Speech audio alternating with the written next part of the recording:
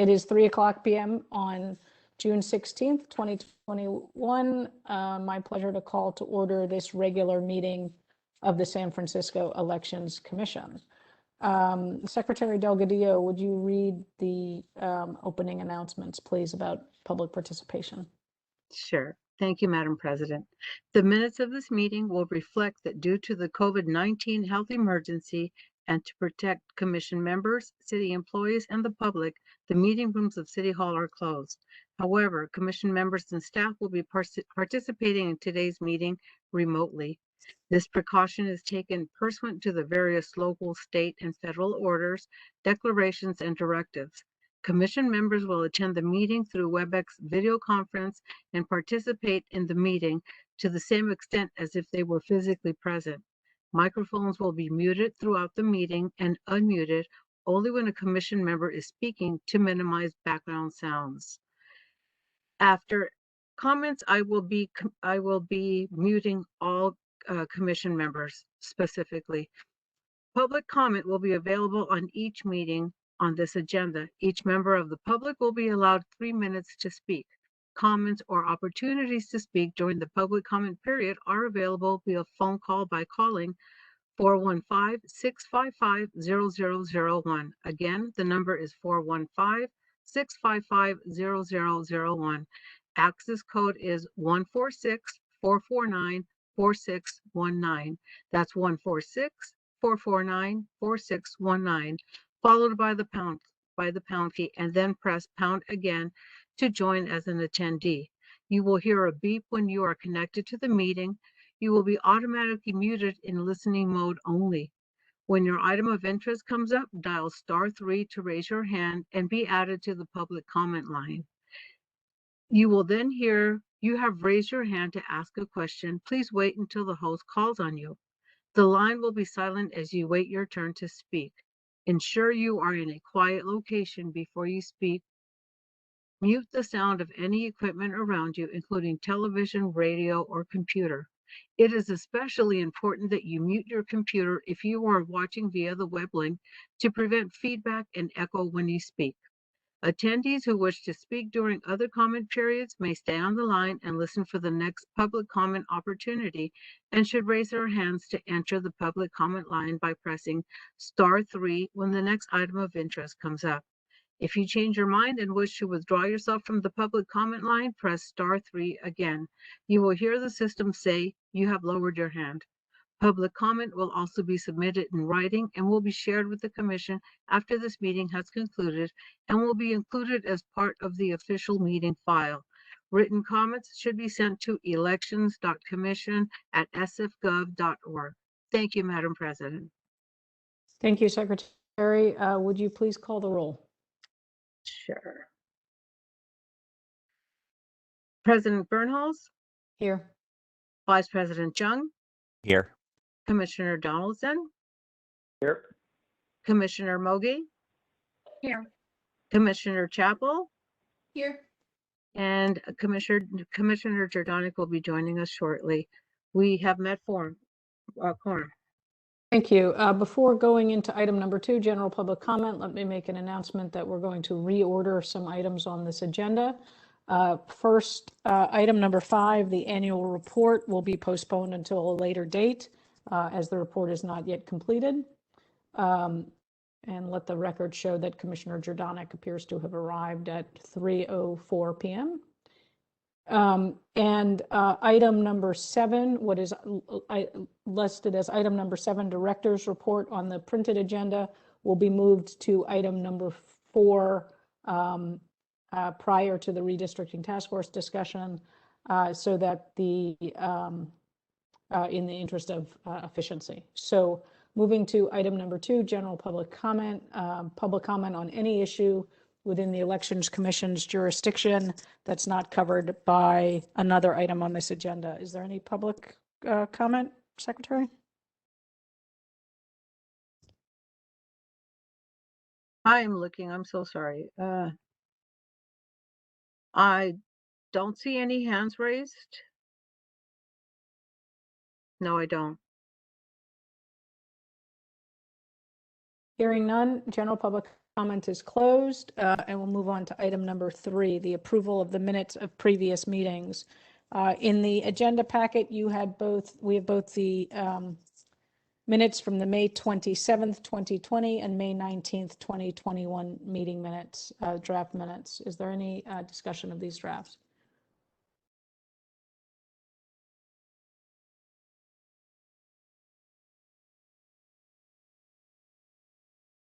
Seeing none from the commissioners. Is there, I should get a motion to, or a general public comment on the meeting minutes. Okay, I do see one hand raised. I will unmute the caller. Caller, you have 3 minutes. Can you hear me now? Yes. It is David Philpell. So I had some minor non-substantive edits starting on the May 27th, 2020 minutes on page 2. Just before item 4, it says roll call vote on motion. It doesn't appear from the context that there was actually a vote on anything. Maybe there was, but it doesn't appear that way. It looks like it was just a discussion item. So I would strike that line.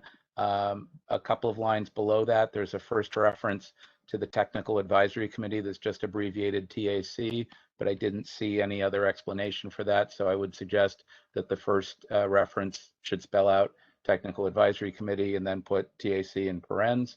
And 2 lines after that, there's a reference to Directors Arntz and Garul.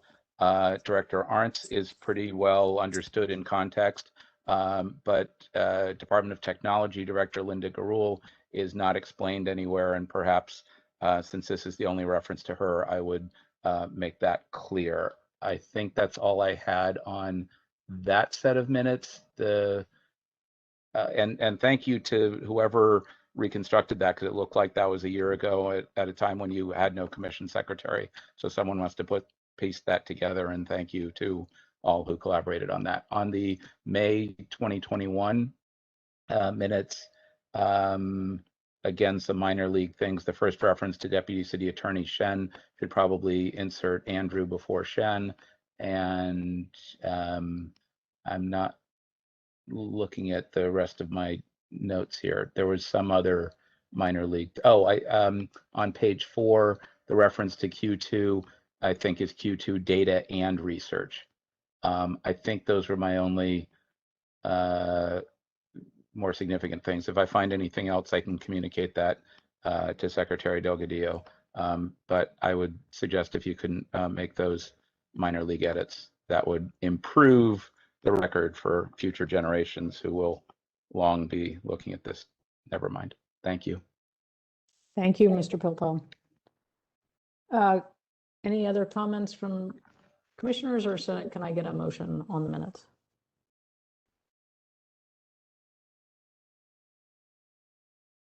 Commissioner Jordanic? I move I move to approve both sets of minutes. Thank you. Second. Commissioner Mogi seconds. Can we call the vote, please, Secretary? President Bernholz, how do you vote? Yes. Vice President Jung? Yes. Commissioner Donaldson, how do you vote? Yes. Commissioner Mogi? Yes. Commissioner Jordanic? Yes. And Commissioner Chapel? Yes. With 6 in the affirmative, it passes unanimously. And thank you for making those revisions, Secretary Delgadillo. As stated before, we're going to move the director's report up to be the next item. Director Arntz, thank you for your report, and the floor is yours. Well, thank you. You're welcome. Thank you, President Bernholz, and good afternoon, commissioners. And thank you for moving me earlier in the agenda. I appreciate it as well.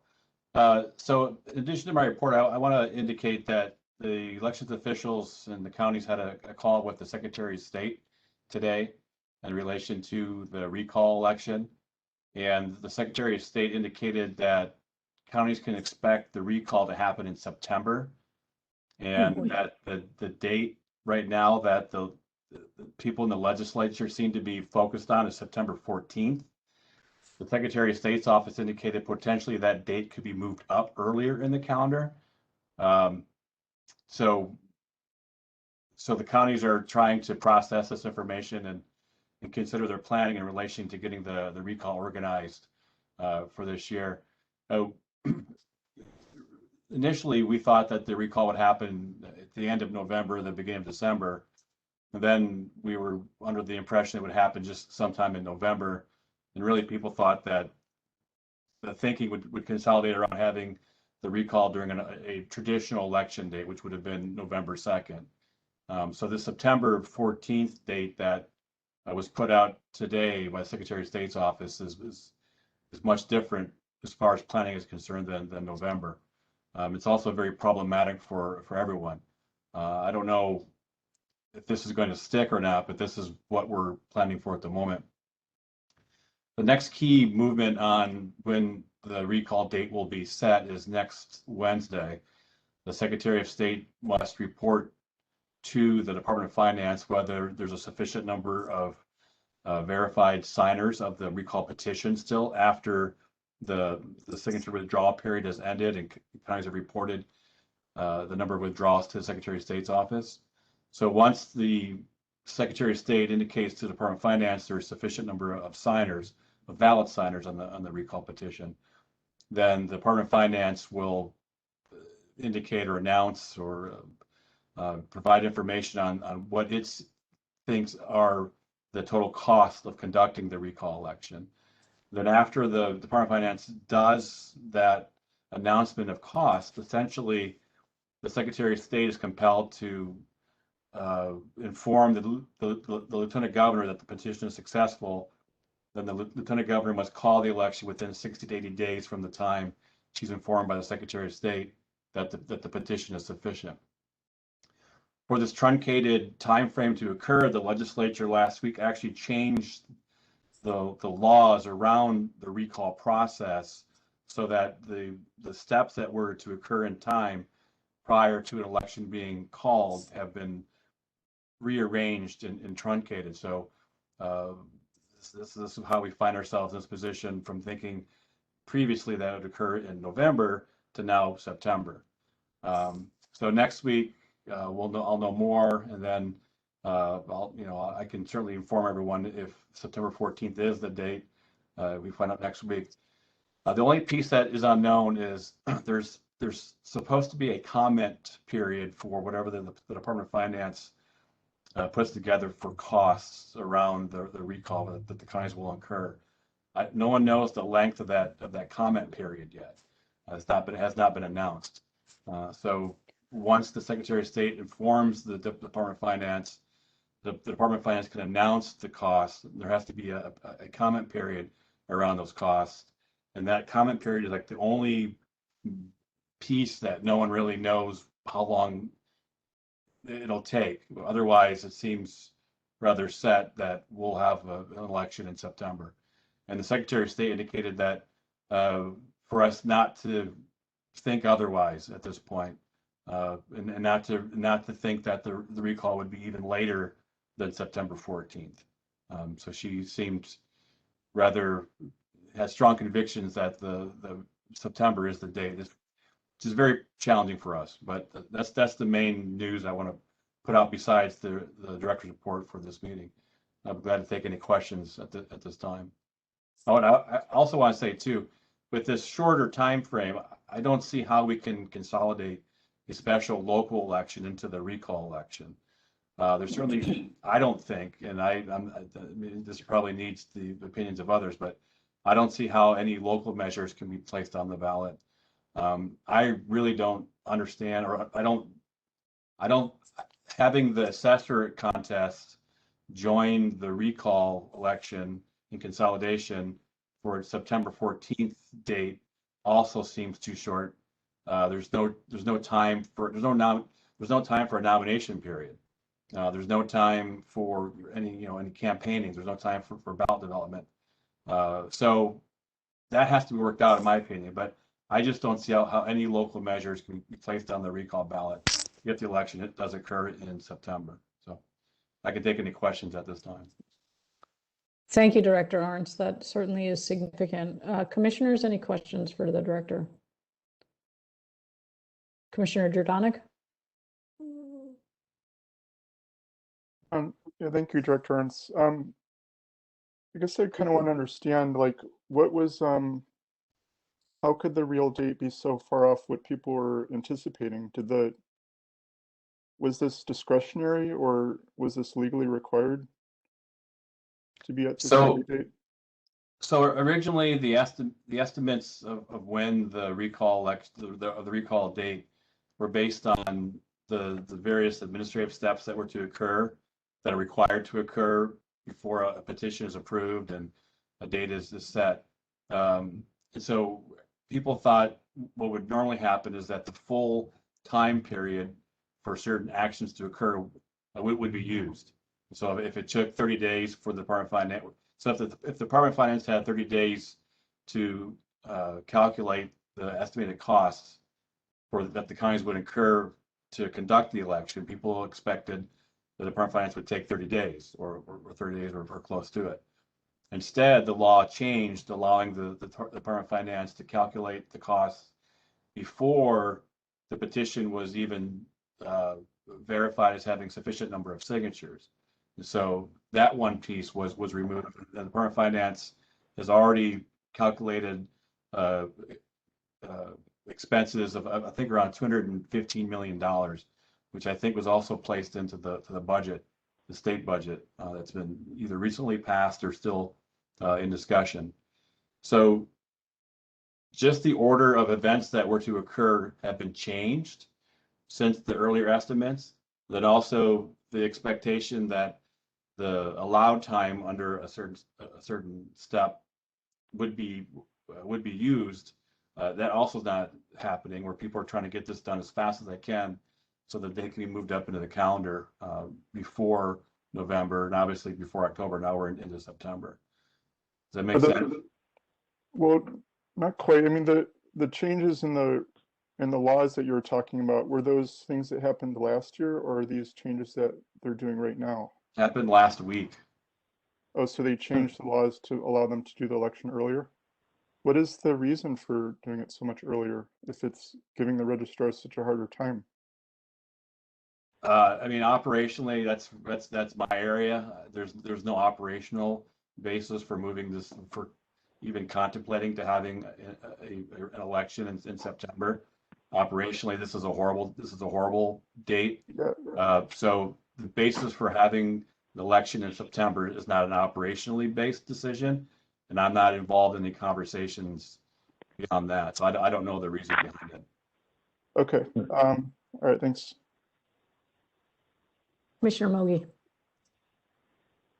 Yeah, I'm just kind of, because, well, is there still plans to have a fall local election? Is that still, you think that's probably likely to happen? We potentially could consolidate a local special election into the recall if we have to, but I think it would be limited to only the assessor's contest. There's no time for any measures or any other contest to get on the ballot if the date is September.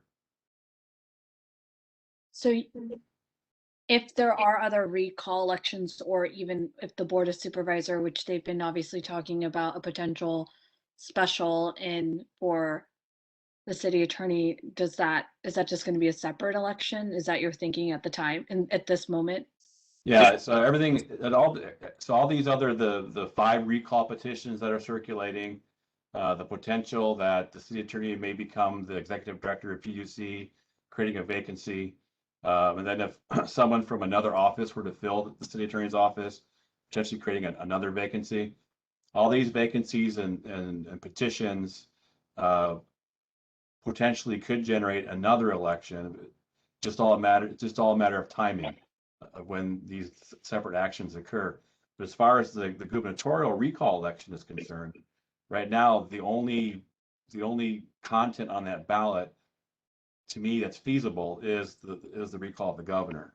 I don't even think it's feasible to put the assessor's office on the ballot because the time frame is too tight. Yeah, because how long do you usually need for a nomination period? Usually. So the nomination period where people file their nomination documents starts 113 days before election day. then lasts until 88 days before election day. And so I made a chart. I don't have it. I mean, basically, this month would be the beginning of the nomination period. I think this week. Gotta find it. Hold on.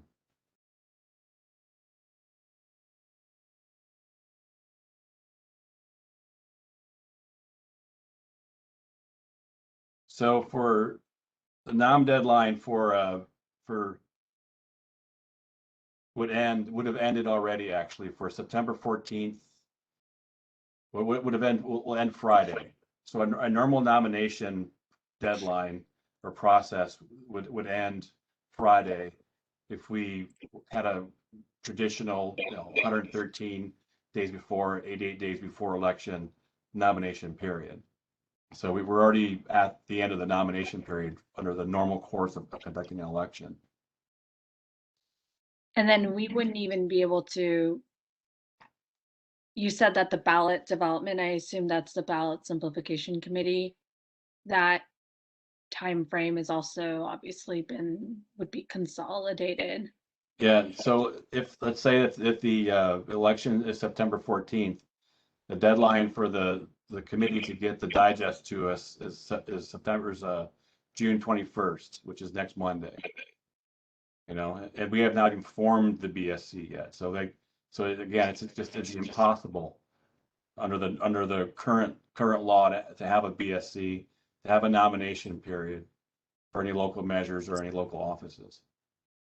Can you remind me who fronts the cost of the state one, and then also local, if there's like a local special election? Where are the funding sources for those two? So the state has earmarked or set aside or budgeted, I'm not sure what, I think it's like $215 million to reimburse the counties for costs related to conducting the statewide recall of the governor's, the recall, however you say it, the recall of the governor's, the governor. But any local elections, then the counties would carry those costs. And so like the assessor's office, if the assessor's office is on the ballot along with the recall, then San Francisco is on the hook for the cost, the portion of the cost that would be attributed to having the assessor on the ballot. If we had, if let's say it was on the same election, what would Correct. it look like? So you would say that the state portion will be reimbursed by the state, and then the local seats will be paid by. But if you did two elections, it would obviously be it's not like a similar cost. There would be more cost in running two separate elections. Correct. So it doesn't mean like there will be cost saving in consolidating elections. Am I understanding? Always, yeah. Yeah. Okay. I just want to make sure that, yeah, it's like a cost. And then my last thing is more of a comment. I'm wondering, September 14th is probably just about a week or two away from a Labor Day weekend and a long weekend. And I just feel like it's like a weird timing, or maybe it was a political decision, but I just feel like it feels very, I understand from an operational perspective, it is almost, it's a very challenging task at hand. And also from a public perspective, from a voter perspective, it just seems like an extremely inopportune time to run any election. And so I'm wondering if there is type of like advocacy or some formal statement that we can make as a commission, or if you have any recommendations on that, or if you feel like it's pretty set in stone in terms of the state side and you have no choice but to run an election in September. Yeah, I mean that's not my area, so it's hard for me to comment. I don't want to cross my boundary. I'm the operations person. I'm not the politics person or policy person. But I think September 14th is just an absolutely horrible day to conduct this recall election. And I think if there's any chance to have any sort of advocacy or pushback or some sense of reality put into the conversation, so what's put later in the calendar, I welcome it. So if the commission wants to step forward and indicate not just to the state legislatures, but also our city officials. You know, get them engaged. I'll do the same and have them start to make contact with people in Sacramento. But again, the Secretary of State she had strong conviction that September is the month that this recall election will occur, and that people should not expect that to change. But again, I'm not the one having those conversations, but I can say operationally, September 14th is nearly unworkable to hold an election. Yeah, I'll just leave it there and have other commissioners make some and provide some input. But I personally just feel like, I mean, just even looking at the dates from the ballot development and the nomination, even if we want to consolidate our election, it just seems like an impossible task at hand. So I'll just leave it at that. And yeah, thank you. Thanks for the update. Thank you, Commissioner Mogi. Thank you, Director Arntz. Any other commissioners? Any other questions? Commissioner Jordanek? Yeah, just to follow up. So Director Ernst, just to be very clear, do we know if there's going to be another local election aside from the assessor recorder, or is that still to be determined? Still to be determined. But right now, Commissioner Jordanek, I just don't think there's time. If another vacancy were to occur, I don't think the timing would allow us to consolidate. I see. So then I guess what I'd like to understand better is like, what are the operational concerns that you have, number one, with holding the recall election so early? And are there additional operational concerns about having a second election shortly after? Can you just sort of lay out for us what are the things that you're most worried about, or the deadlines you need to meet and so on? Yeah, I haven't even thought about a second election. My thinking right now is really on the recall election. I mean, we have more room with the second election, because our deadline, or our time frame to call an election in San Francisco is not less than 105 days, not more than 120. So there's more time. Whereas with calling a recall at the statewide level, it's not less than 60, not more than 80 days. So just the calling of the election, the time frame is much shorter on the state level than locally. So with the local, if there's a second local election, we've got a little more time, and then I think also we'll have a better sense of when that election would occur. We're not waiting for other people to make decisions in which we're not involved in conversations locally if there's a second election. But for the statewide, for the recall election, I mean, one, it's kind of a summer election, and we've not started to recruit poll workers. We're just coming out of a pandemic. There's a lot of people that they're not in San Francisco because they're vacationing. They've got plans. We have to contact. We have no polling places organized. Rental vehicles are already in shortage. Wherever people go in the country, we need 200 to 250 vehicles to run the election.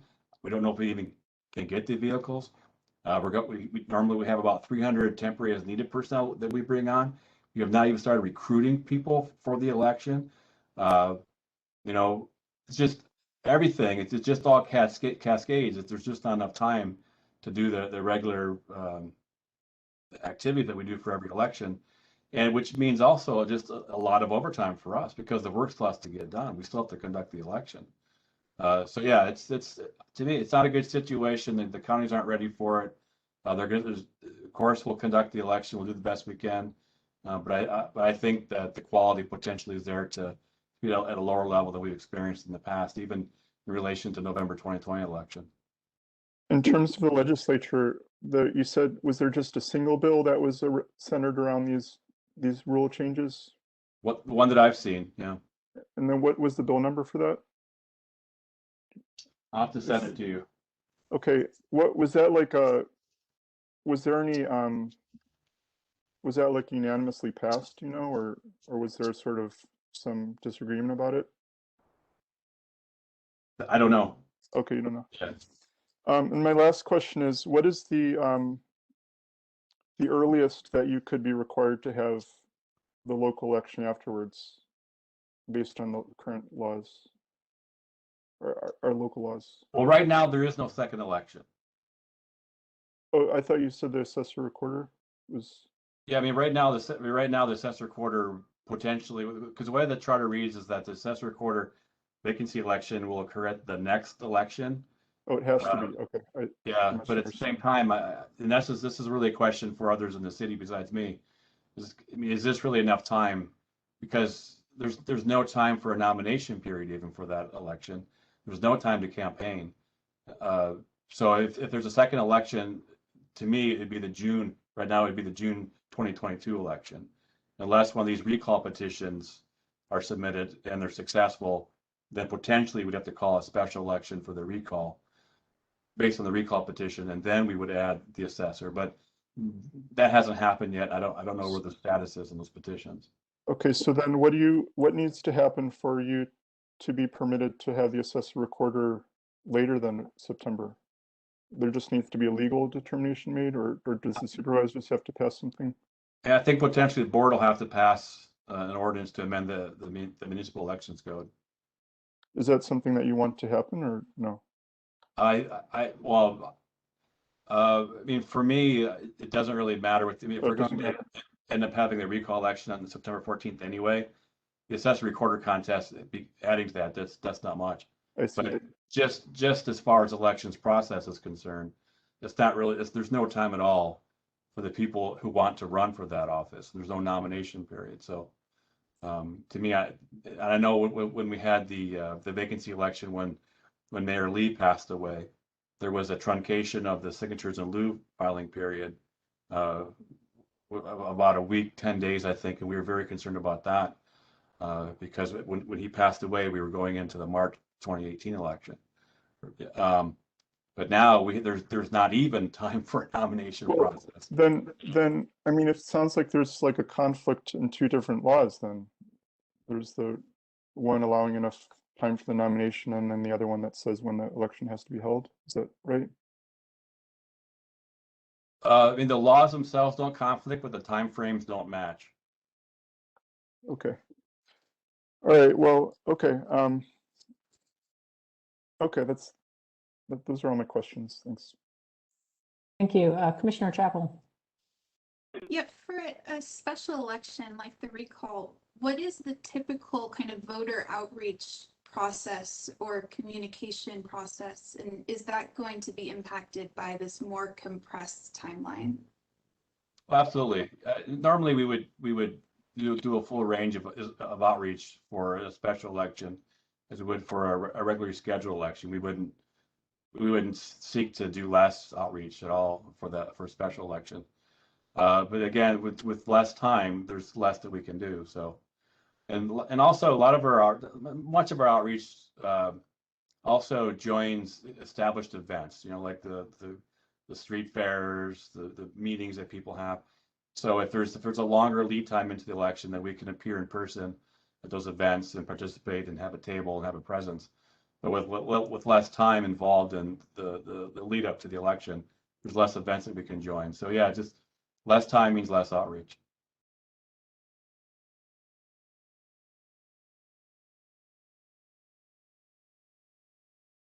Anyone else? Any other questions, commissioners?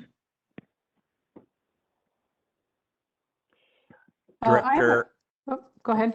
oh, go ahead, President Bernholtz. No, that's fine. Commissioner Jones, go ahead.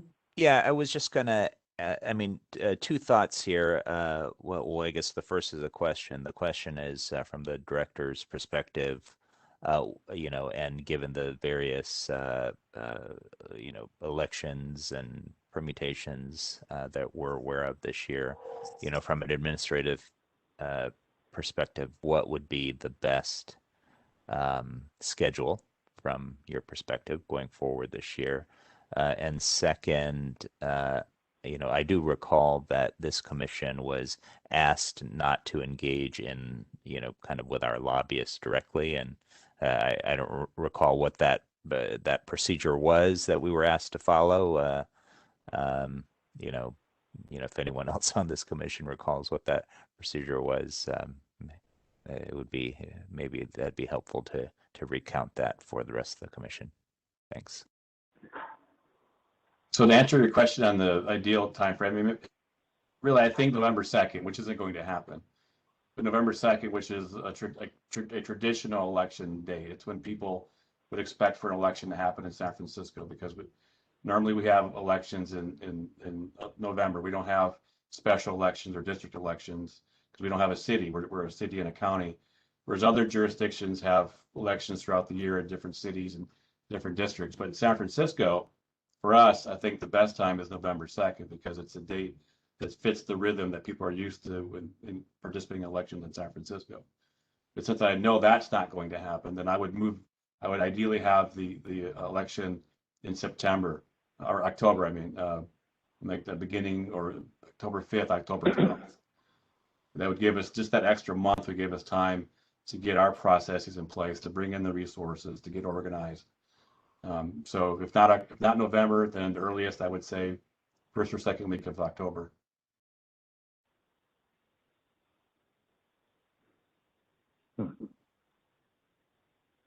And does anyone have an answer for Vice President Jung's second question? Commissioner Jordan?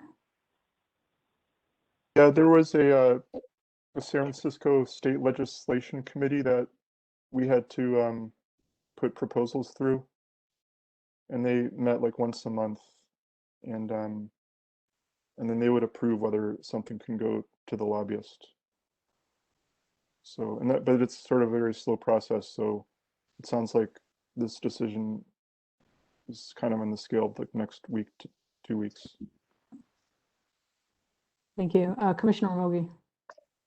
I'm just thinking through like potential, and I see Deputy City Attorney Shen's camera on, so maybe he might be able to add on to it. But I am wondering if this is like, yes, I do think that like, I think what a possible solution is what I heard from Director Arns a little bit before, is how we may want to kind of at least flag and also notice our local elected leaders on this, and maybe potentially talk to the staff member from the mayor's office if they would be willing to do it on our behalf, instead of just actually like, or from the city side, rather than going through the legislative kind of state legislative body, or reaching out to them directly. So I mean, that's another scenario, is to just go through writing out something to our local legislators and asking them if they felt comfortable doing the advocacy over to the state side, instead of us trying to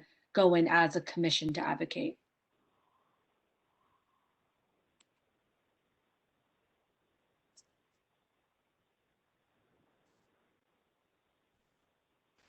Thank you, Commissioner Mogi. Any other comments or questions, thoughts, reactions to Commissioner Mogi's suggestion?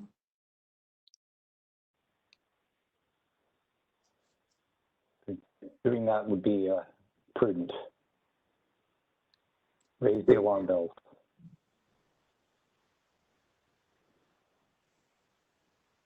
Would that require, go ahead, Commissioner Giordani.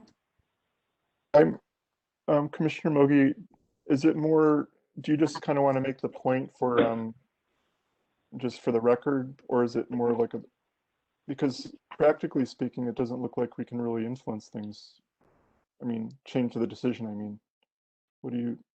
I do think, I mean, I don't think as a commission we really have that type of like jurisdiction or authority to do so, but I do think that as, I think it would be remiss of us if we don't kind of voice the concerns that are coming from the director. And I heard a lot of, there's less voter outreach, it's less time for, recruitment, it's identifying polling places, recruiting poll workers, outreach, rental, like potentially even like operationally rental cars. And then lastly, it is a potential cost issue if the city is deciding on consolidating or having additional elections. And so I think from, whether we are advocating on behalf of like voters that might experience 2 elections, and also to advocating for the department heads on its actual constraints on operationally. I think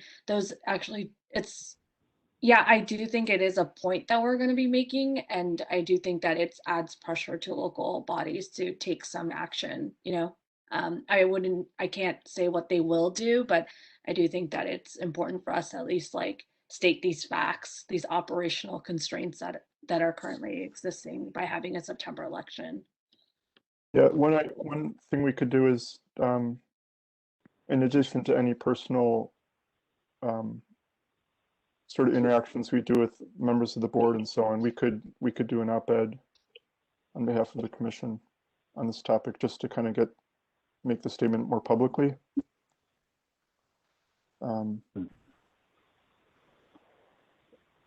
In addition to anything to the mayor's office and so on. I would think the director's voice could also be amplified if he connected with and solicited the support of Los Angeles, the other major cities. There's an association, I would assume, Director Arntz, that serves the community of elections administrators in California. Wondering if that would be a useful avenue to unify your voices and speak out on the issue. Yeah, there's a group, and the group did provide a letter of concern to the legislators who are involved, I guess, or considering the process around when to have the recall election, when to set the date. And we also had the call with the Secretary of State's office today. So yeah, the group certainly is putting forward its concerns, and even still, right now what we're being told is that September 14th is the date to focus on, and potentially even earlier. Certainly, I after this meeting, I'll shop elsewhere too. I'm not. It's not. I don't necessarily have to rely on the organization, but. And also, Commissioner Johnnick, I don't know if you have time for an op-ed piece at this point. And then what's going to happen next week, though, when the Secretary of State office or Secretary of State informs the Department of Finance there's a sufficient number of signatures. I mean, potentially there could be a delay in timing. Maybe now, if you do a editorial, then if you can get it out before the 22nd, let me say that. So if you want to do that, the 22nd would be a good time to do it. Well, I mean, was my question, whether we would be doing this to actually try to change the decision, or more just to make the statement, and even if it doesn't result in changing the decision, I think a little bit of both. I think if you express concern, potentially that the concern would weigh on the decision. Okay. Well, I would support any of these kinds of actions that Commissioner Mogi suggested, as well as an op-ed. And I'd like to also suggest that for our bylaws that part of what we are as a commission are chartered to do is an assessment of how well an election plan referred to subsection B and succeeded in carrying out a free, fair, and functional election. And I think that subsequent to this, we should raise our concerns in that context. I think that's a great point. Yep. That this is, we have confidence in our director. However, he has informed us that fully fulfilling free, fair, and functional is going to be a monumental challenge. Can I ask one last operational question? So I heard that you said October 12th, which would give you an extra month, is the second best case scenario for you. Does that mean that we could have local elections? I guess I'm really much looking at it from a cost perspective, and also from a public's perspective of like having two elections. Things just daunting technically on a non-election year. And so for us as a city and county of San Francisco, and so I guess, would you be able to run a consolidated election on October 12th? If you had an October 12th election date, then the BSC they could meet. They would have to start meeting around the 28th of June, so there's still time for that. Their deadline to submit digest of any local measures would be July 12th. So there's still time for that. No, and also we have to, I didn't mention we have to mail overseas ballots by 45 days before the election. So with the September 14th date, we have to mail the overseas ballots by July 31st, which is end of next month. But if we had the October 12th date, it would give us till August 28th to get the ballots formatted and mailed. So that works for the overseas. And then for the nomination period, if we had an October 12th deadline, then the start of signatures in lieu of filing fee would already be late because that would have had to start it on April 22nd. So the signatures in lieu of filing fee period would be truncated. But we've been through that process before. There's no real challenges to it. But the start of nomination period for an October 12th election would be on June 21st, which is next Monday. So even if the October 12th deadline, the start of nomination would be shorter because there's no way that they're going to make that call for October 12th by next Monday. So there would be a shorter period for to file nomination papers, but still it's much better than September. And yeah, we could definitely, if there's a measure that needs to be consolidated, if it's the assessor's office, I think there's certainly enough time in that window to consolidate.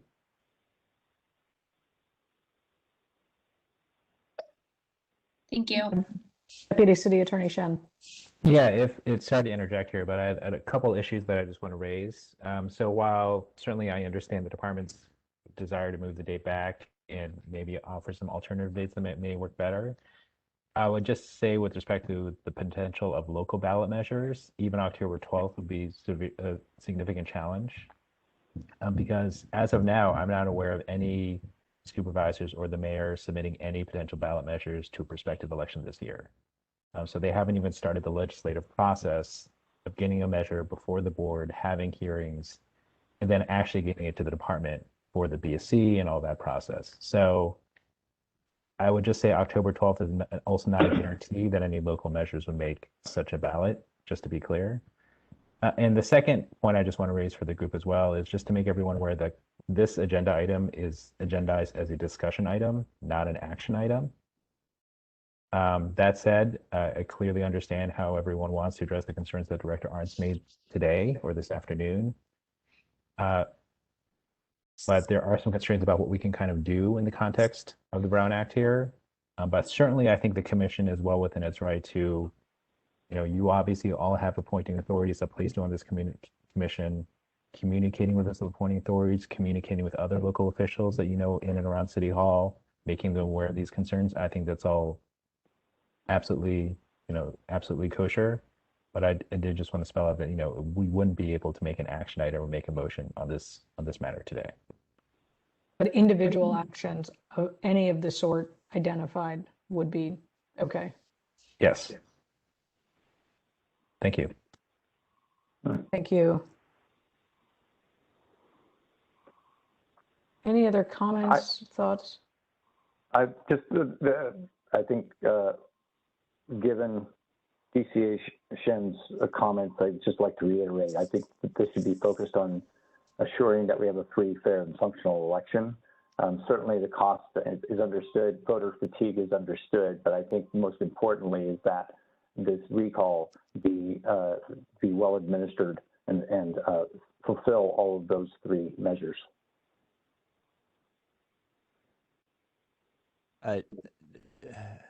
Director Arntz, where'd our president go? Do you feel like you've exhausted your resources and channels at the mayor's office? No, we just heard this today, so this is all fresh information. I have not acted on this outside this department yet.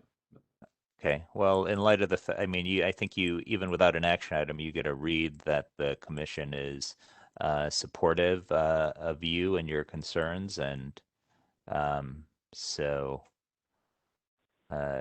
maybe that would be a useful next step in light of the fact that this is not a agendized item. Certainly, thank you. Thank you, VP Jung. Anyone else? I have a really brass tacks question about the way this interferes with the things you've already got in motion for what was assumed to be a November date. In particular, clarifying for myself that since either September, October, or November would all be in 21, we'd still be operating under the pandemic executive order, meaning, if I recall correctly, we'd be doing full vote by mail, drop boxes, polling places, all of that. Okay, correct about that. And then item number 2D on your report about already working with your printing vendor. So you've already assumed some costs, I presume, and working with the USPS, but you'd have to be able to move all of that up as well. Okay, I'm reading that correctly. And then since we are still on the agenda item of director's report, back in the good old days of yesterday before this happened, I had a question for you, Director Arntz, about the item number 3A regarding the Voting Accessibility Advisory Committee and their work with Dominion Voting Systems. I'm just wondering if you could add a little detail to this. I'm interested in knowing more about what issues or recommendations kinds of are being considered here. So the contract that we have with Dominion requires Dominion to meet with our Voting Accessibility Advisory Committee on an annual basis. Okay. And so we did not do so last year because of the pandemic. It just didn't happen. So this meeting was really to provide we call it VAC as the acronym, to provide VAC with an update on the group's recommendations from 2019. And then also give an update on other items that VAC didn't suggest, but other improvements that Dominion is working towards to implement with the voting system. But some of the items that the VAC put forward, like putting a keyboard, a digital keyboard, lower on the screen. Right now, when someone wants to do a write-in candidate, the digital keyboard's at the top of the monitor. And they want it lowered. So that's something that Dominion has not implemented, but intends to do. People had concerns about the contrast and the size of the text. Dominion had not made changes to those two elements, but is looking to add those features in another version probably next year. And then one of the most substantial items was when someone who has a hearing or sight disability, when they do the audio ballot, the system requires a poll worker to turn off the screen. So if someone has headphones on and they have a sight disability, they don't know if someone's watching them vote, and so because they're navigating with a hand controller. And so the VAC wanted to recommend to Dominion to change the process where the voter can turn off the screen. So the voter receives an instruction to turn off the screen when doing an audio ballot session. And that is something that Dominion is implementing, but they won't get it. They won't have it implemented for the recall election for sure. It may not be for June, but hopefully for the November 2022 election. When someone uses an audio ballot in San Francisco, the voter can turn off the screen and not require a poll worker to come turn off the screen for the voter.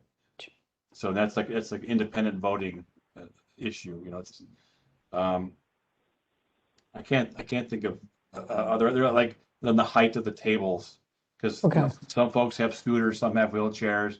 And that's like a resource issue. So items like that. And Dominion's very responsive. They provided a good presentation. They certainly have been taking the VAX recommendations seriously, and they also put a lot of time into explaining, why something's not happening now and why something may or may not happen in the future. So it was a good meeting, and it's part of the contract, and that's why we have those sessions. Okay, fabulous. Raises another issue I'm sure you're already tracking on your time process there, though, I guess, is all the security checking and everything for a September election versus an October and all of that. Given that this VAC meeting was a kind of makeup for 2019, does it also count then as is that it for the year? You're not anticipating another one of these meetings until 2022? I don't know if we'll have time now, especially with this recall election coming in. I wanted to have at least 2 more VAC meetings before the recall. I don't know if we'll have time. So it might really, just because of what's happening, it may not be until 2022. Got we it. have another session. Okay. Thank you. Thank you so much. There is not going to be an action item here, but as echoing Vice President Jung, I do get a very strong sense that the Commission is very concerned about the operational issues you've mentioned, Director Arntz, and that in our individual capacities, there seem to be several commissioners who might take some initiative and do some outreach to express our concerns in light of our responsibility in free, fair, and functional elections. Unless there's any other comment from commissioners, I will turn this over to public comment. I don't see any commissioner hands.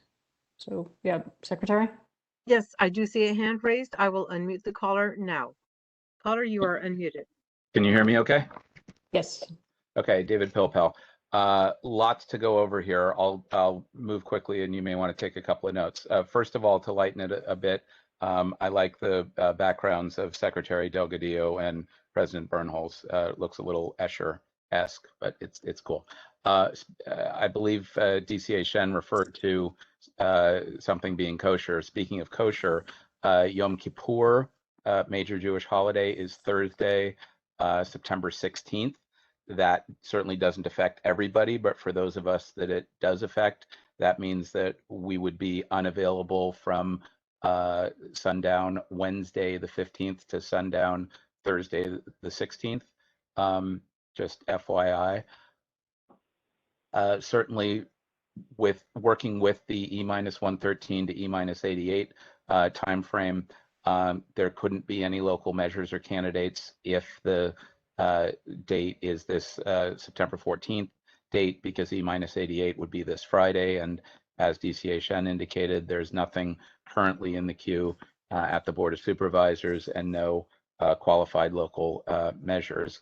I think to clarify some of this, it would be helpful if the city attorney issued a new public opinion on the questions about consolidation in the next week as some of the dust settles.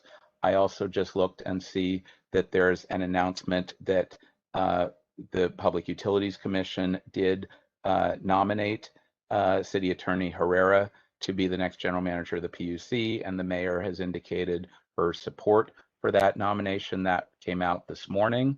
That I don't believe that arrangement has been consummated, but in the event that happens, and should the city attorney resign, then there would also have to be a vacancy election to fill that office, not less than 120 days from the date of the vacancy. If that, for example, were to occur today, 120 days from today is October 14th. So there are a lot of calendar and date issues here. Similarly, the city attorney should also issue a new public opinion on outside counsel on the city attorney vacancy election, because I don't believe the ethics and elections team in-house could advise on issues related to the vacancy election to replace the city attorney. But I could be wrong about that. And speaking of which, it might be a good time sometime to introduce a new deputy city attorney, Ana Flores, who we have not yet met. Moving on, the State Legislation Committee met last Wednesday, the 9th. Its next meeting is Wednesday, July 14th. So I don't think that would be timely to move anything.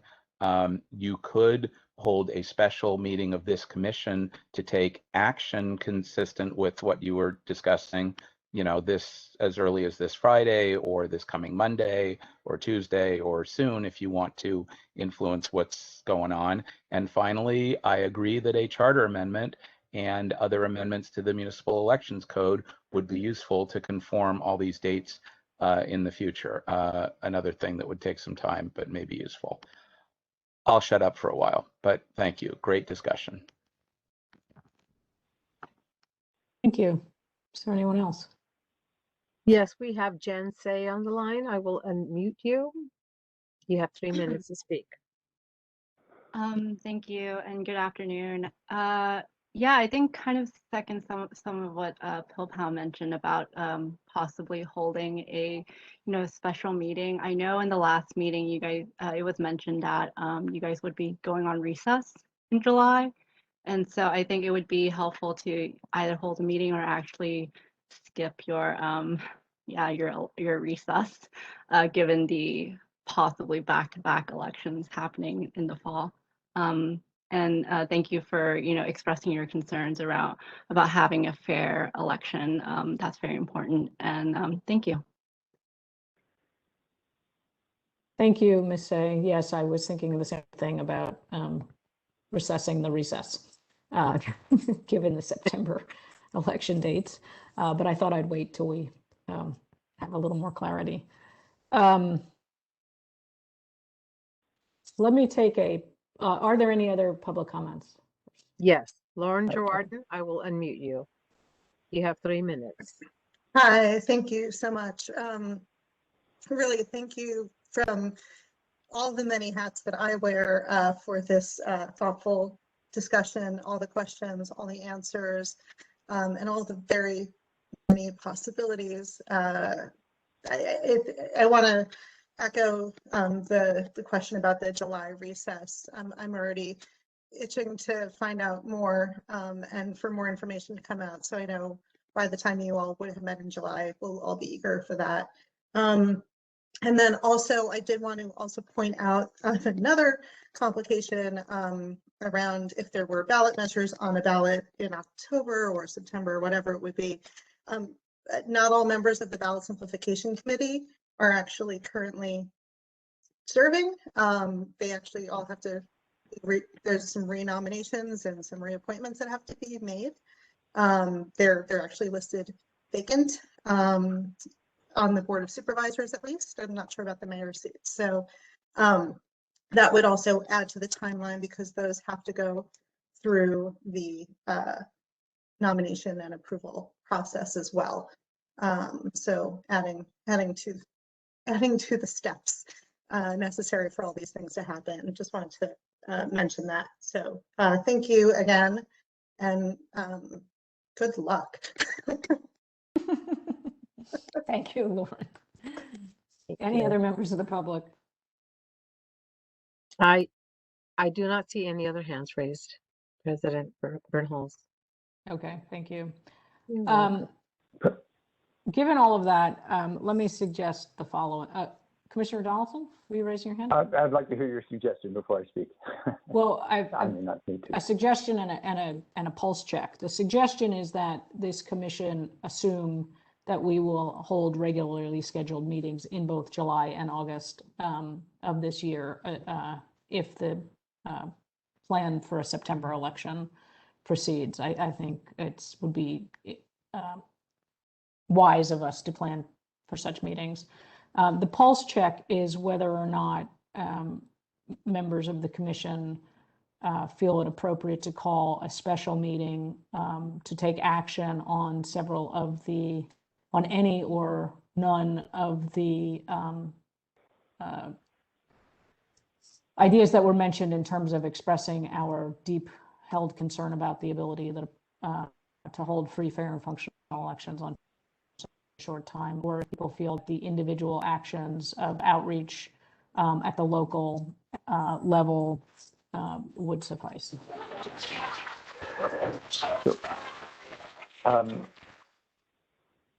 Yes, President Bernholz, what I would like to suggest, and DCA Shen, if you can advise whether this is something we can do in this agenda item, is I have no objection to having a special meeting, but I don't think that that should preclude us from sending a memo as quickly as possible to the full board, the mayor, for that matter, I guess the at a minimum, those individuals with our concerns about this being a free, fair, functional election. I guess would like to find out from DCA Shen if we can entertain a motion under this item as stated in the agenda for that purpose. Commissioner Donaldson, again, this is not agendized as an action item, so we can't make any motions or vote on any such motions. Certainly, I think we all kind of share the same sorts of views on this late-breaking news. And I think Director Arntz, although I don't want to speak too much for him, probably understands everyone has his concerns. And certainly Director Arntz can certainly communicate those to other folks in City Hall. I think that would be appropriate at this point. I wonder. Reference, I'm sorry. Yes. If I may, just for future reference, if this were to state, here the director's report and any actions on as a result, would that have covered it? Yep. Okay, that's so I would recommend we put that into our agenda in the future. Thank you. Sorry, No problem. Thank you, Commissioner Vice President. Yeah, I can certainly work with Martha on that.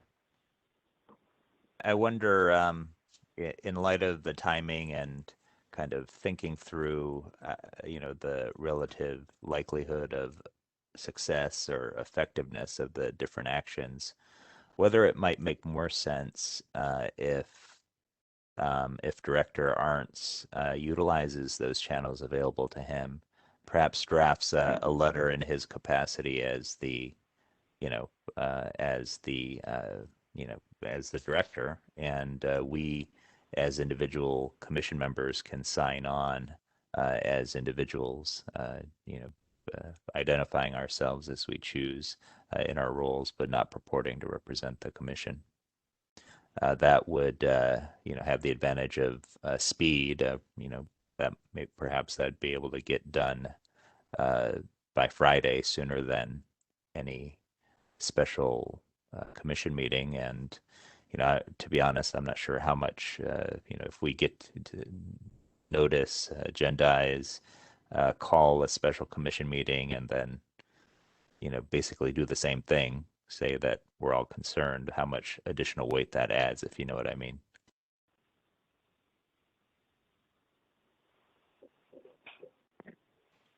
Commissioner Durdonic. I just want to say I would support having a special meeting. I think this is, it's important enough, and I think we have a responsibility to do what we can. And I have a question for Deputy City Attorney Shen and Flores. What would be the earliest we would be able to have such a meeting? So we need to provide 72 hours advance notice. So it'd be sometime early next week. Basically on Monday? Yeah, Monday, Tuesday. Yeah. Sorry, go ahead. Okay, so yeah, I would support him having a meeting, but I'll let others weigh in. Well,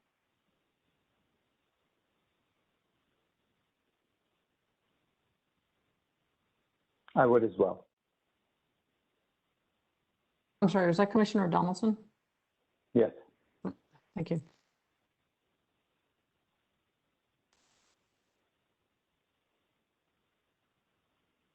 And can I ask for those commissioners supporting a meeting instead of acting now, perhaps Director Arntz acting now with our individual support? What do you think that adds?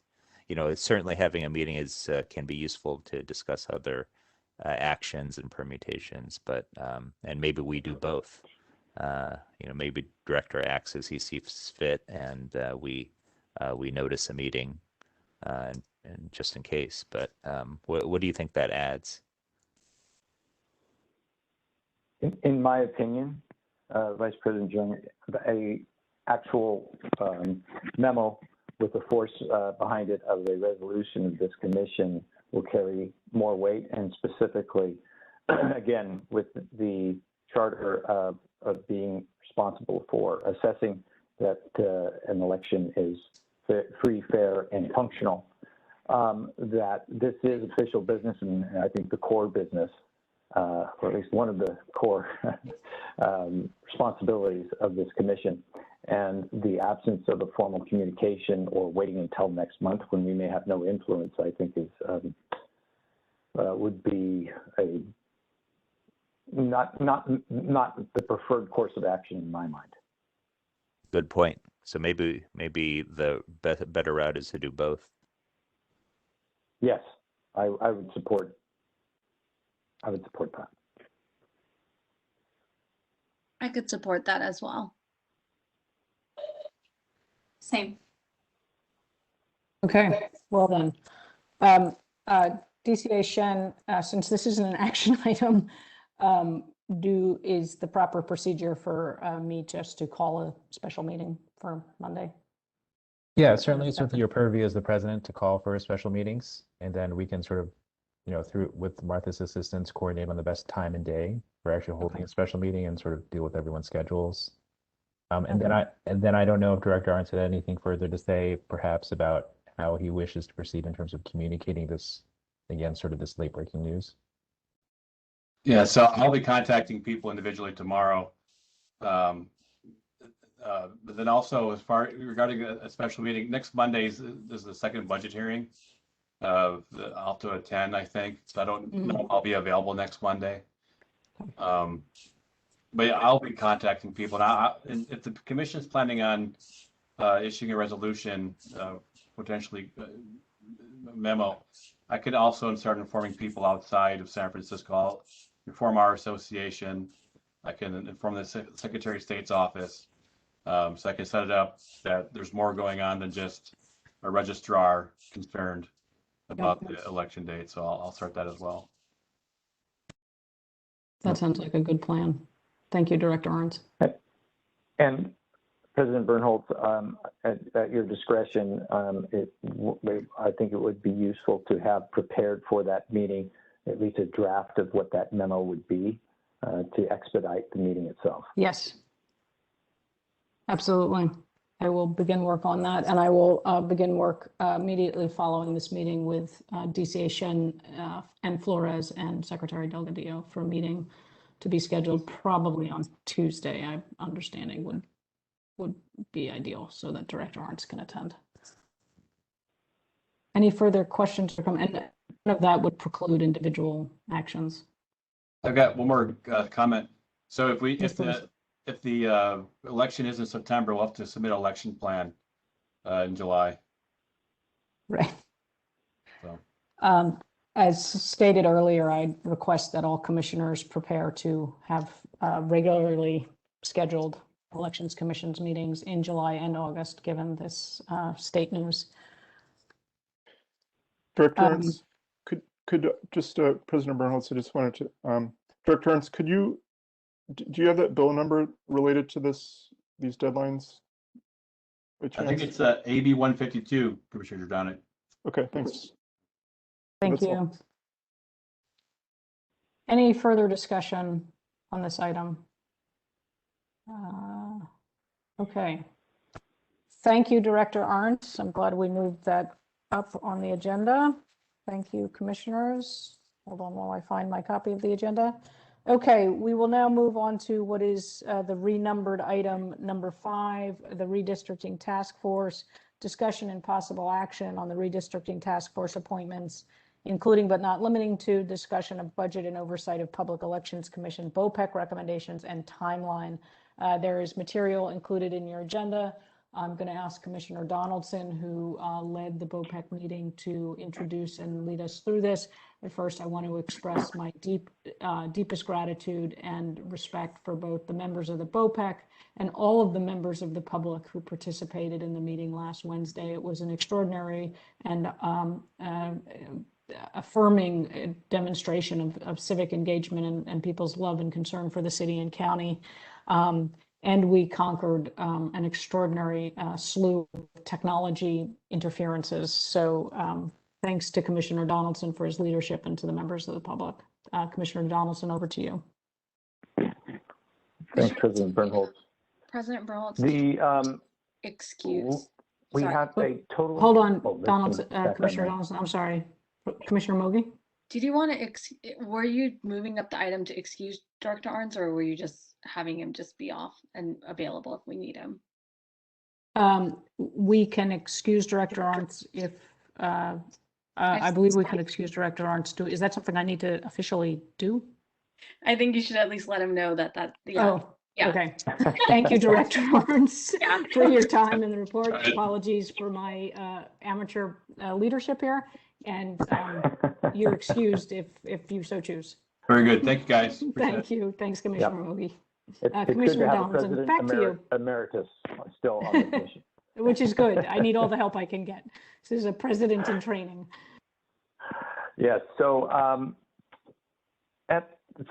we had a total of 33 applicants in the end for the 3 seats to be appointed by the Election Commission.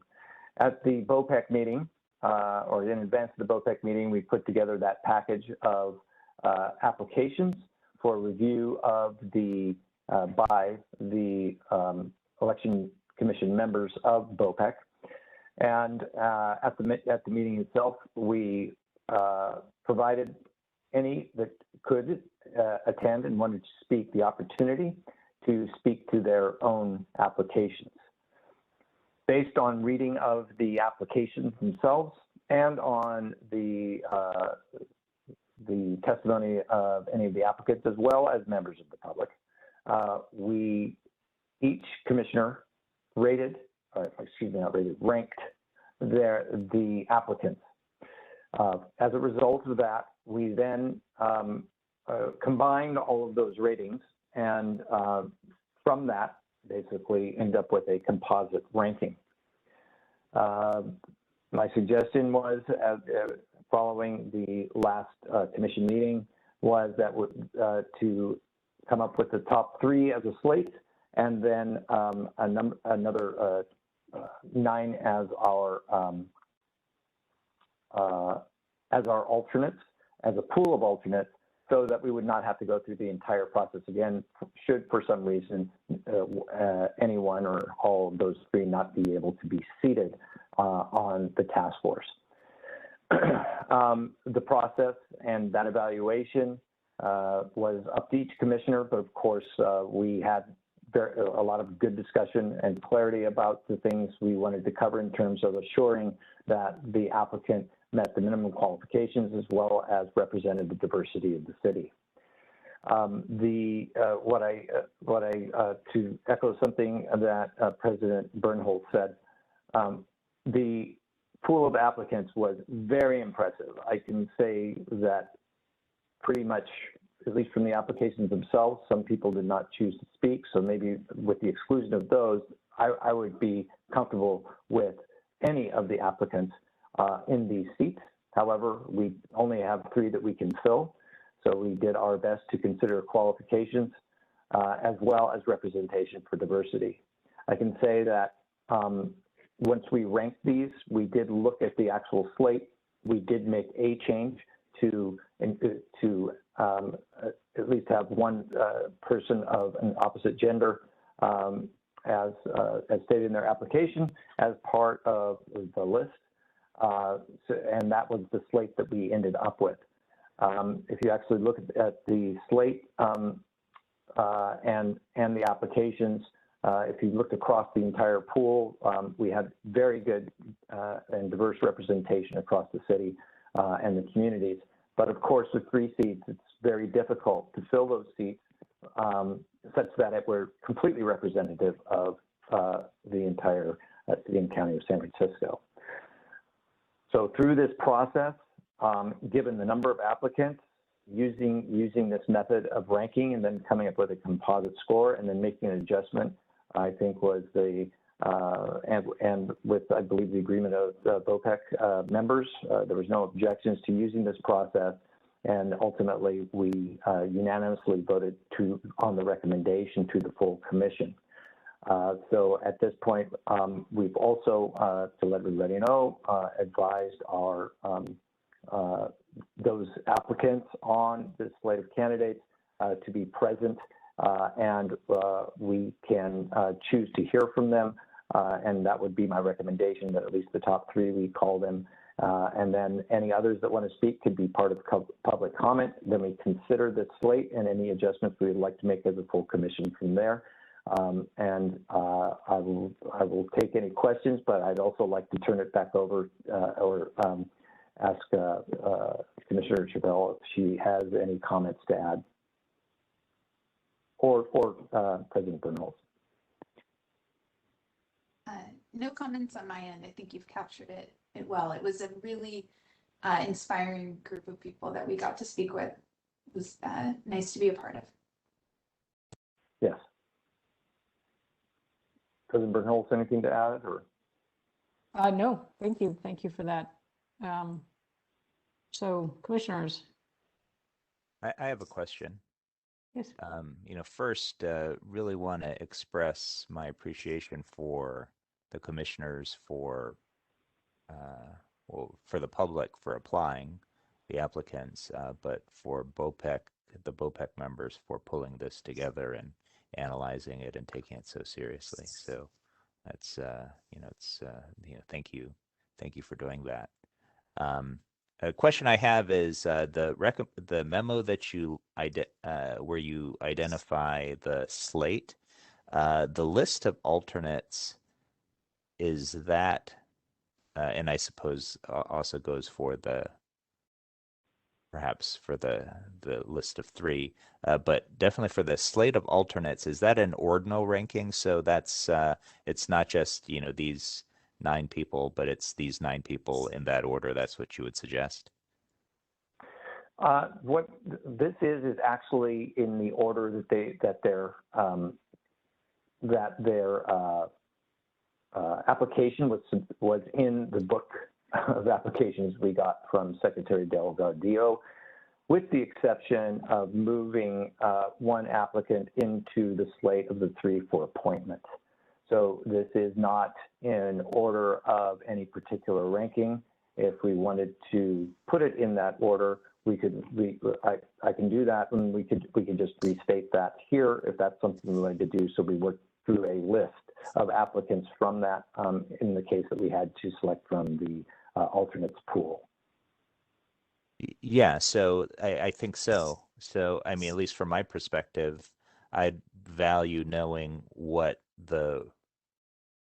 so we don't have to kind of go back and meet again each time.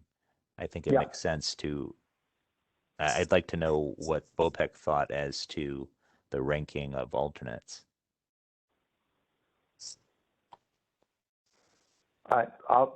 From my perspective, we did have a ranking, and like I also said, I feel like that any of these folks here would be a great representation on the commission, or on the task force. That said, I think that given the process that we had, that putting these in an order so that we would work our way down in the case we had to actually select any alternates would be, I think, operationally responsible, I suppose would be the way to say it. So so in any motion we might consider here, we can include that this slate of alternates be put in order based on the ranking, composite ranking of the commissioners. Would that be sufficient, Vice President Jones? Well, I guess so, but I'd still want to know can you identify what that, I mean, we need to vote at some point, so can you identify what that? So you want to actually see it as part of the motion? Let me pull that up and first, while I'm doing that, ask if there's any. Do we want to hear from the candidates?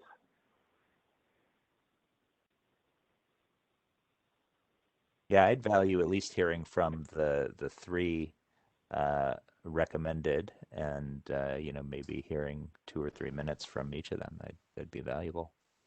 Okay. I see a hand also from Commissioner Mogi and Commissioner Jordanek. Yeah, first of all, same as sentiment as other commissioners. Thank you so much for the BOPEC members for doing this. 33 applications is not an easy, or it's a significant number of applicants, and I've had a chance to just review the 9 alternates plus the 3 applicants, so the 12 applications, and even then they were just so impressive. And so only in San Francisco will we have an overwhelming number of people wanting to be this civically engaged, and I'm so inspired by all the applicants that have come in. I also, appreciate the commission for being extremely mindful of having a diverse, group of members that you would want to appoint. And I also would like to hear from 3 of the members that were the slate for appointment. I do have some questions after, maybe perhaps after, in regards to this. I could save it for afterwards, but I do have some questions in regards to some of the slate of alternates that I also found to be extremely kind of, very competitive, and I would want to kind of walk through maybe 1 or 2 of the candidates, and I don't know in process wise how we could do that, but I'll let President Bernholtz, you kind of lead the discussion. I just wanted to flag that I had a couple of questions in regards to some of the alternates as well. So, thank you, Commissioner Jordanek. Yeah, I agree. Excellent work to all the members. I was very, very impressed with what you put together. Just the one piece of information that I was sort of curious about, and maybe there's a reason not to disclose this information, but I was kind of wanted to know what neighborhood and district each of the people are from. Yeah. At least for the 3. This unfortunately. Oh, go ahead. Oh no, go ahead. You got it. I was just going to say it became apparent in going through these, and particularly with redacted addresses, but it also would have been very difficult to look up all 33 about what part of the city they were in, that this was a deficiency in our application process, was to state the neighborhood that our or supervisorial district that our applicants were in. Yeah, then maybe the 3 at least could state that during their comments. Yeah. And then the other ones we could maybe grab later if we needed to. Yeah. That's all. Thanks. Any other questions or requests from the commission? So process, as I understand it, Commissioner Donaldson, assuming we have them present and available, I know Secretary Delgadillo reached out to the top 3. I'm not sure if he reached out to all 12. The slate of 3 is available.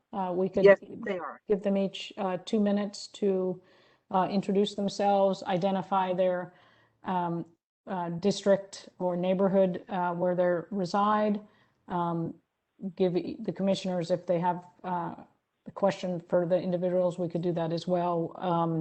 And then we'll be free to discuss the questions that people have about others on the alternate slate. Is that an acceptable process for folks? Okay. Secretary Delgadillo, if you'll invite the first potential appointee. Okay, I just have one question. Would you like them to graduate to a panelist for this portion? Whatever it takes so that people can see and hear the Okay, member. so I will go in the order of the list. So Raynell Cooper will be first. And here we go. And is now a panelist. Welcome, Mr. Cooper. You have a couple minutes. Oh, there you go. It's nice to see you. Hello, welcome. Hi, thank you. Yeah, I didn't know if this was going to be camera or not. I'm glad I Yeah. get that stood up last minute. Excuse any mess. My name is Raynell Cooper, and thank you so much for the potential appointment for the recommendation from BOPEC. Thank you to the BOPEC members and to the Elections Commission. I think that this is a great honor, and it was, you know, a really, you know, humbling moment as well. And I think as the time has gone on this last week, I've definitely taken the time to look through a lot of the documents that are available from the 2011 and 2012 process. And I think reading through those helped me learn a lot more about why I think I'm a great fit. I've you know, had a lifelong love for civic engagement, lifelong love for maps, as you actually see behind me. Got quite a few going on here.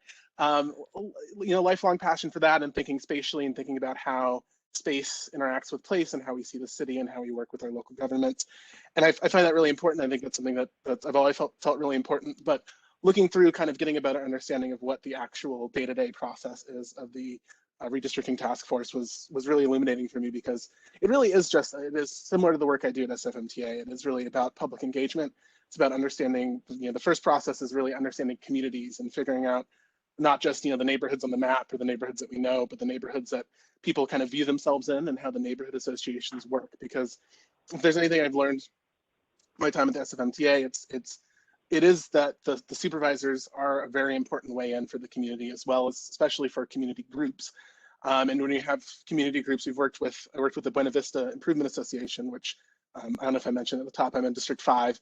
But at the MTA, we worked with the Buena Vista Improvement Association. And they're in a situation where relatively small neighborhood group, but they are split right down the middle between 5 and 8. And that means kind of double the engagement of supervisors, having to kind of look at the map anytime anything comes up, you know, trying to get both supervisors to meetings sometimes. And I know that can be such a headache. So being aware of that, understanding that. And also I think, you know, if I'm on the task force, I hope to really be able to kind of bring in some kind of, I don't want to say new age, but kind of forward thinking on the public engagement process. I think I you know, appreciate the hearing format, and I think it's an important part of people giving their voices in San Francisco. But I do think that especially early on, when we're trying to not just hear from people, we're not just trying to engage, we're trying to really empower residents to be able to speak their minds, speak their feelings about their community. I think that there's more than just kind of the 9 of us sitting somewhere and everyone lining up to a mic. That we could really kind of have some nice back and forth community engagement with communities, and I think that will really be a huge benefit to this whole process. And I hope to be able to bring that to the task force. Thank you so much. Members of the commission, any questions or comments? I don't see any. So thank you again, Mr. Cooper, for your time. Thank you. Appreciate it. I'm going to ask you if I might, just in case something happens, if you're able to hang out in the background of the meeting for the next maybe 15 minutes or so, just in case someone has a reason to call on you. Certainly. Yep. If that works. Definitely. Great. Thank you so much. Thank you. Thank you. Thank you very much. Secretary Delgadillo, is Ditka Rayner with us? Yes, she is. I will elevate her to panelist now. And here she is. Ditka.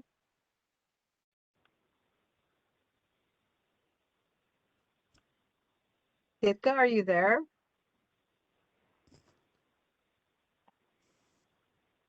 She was in communication with me. I know she was having problems with being able to see us on the meeting. Oh, we can do this by voice only if that's better. Okay, let's try that. Okay. Ditka, Oh, are it you sounds there? like I'm unmuted. There you are. Welcome. You are now. So much. Yes. I apologize. I have no idea why my camera's not working, but it's not recognizing WebEx today. So I'm sorry about that.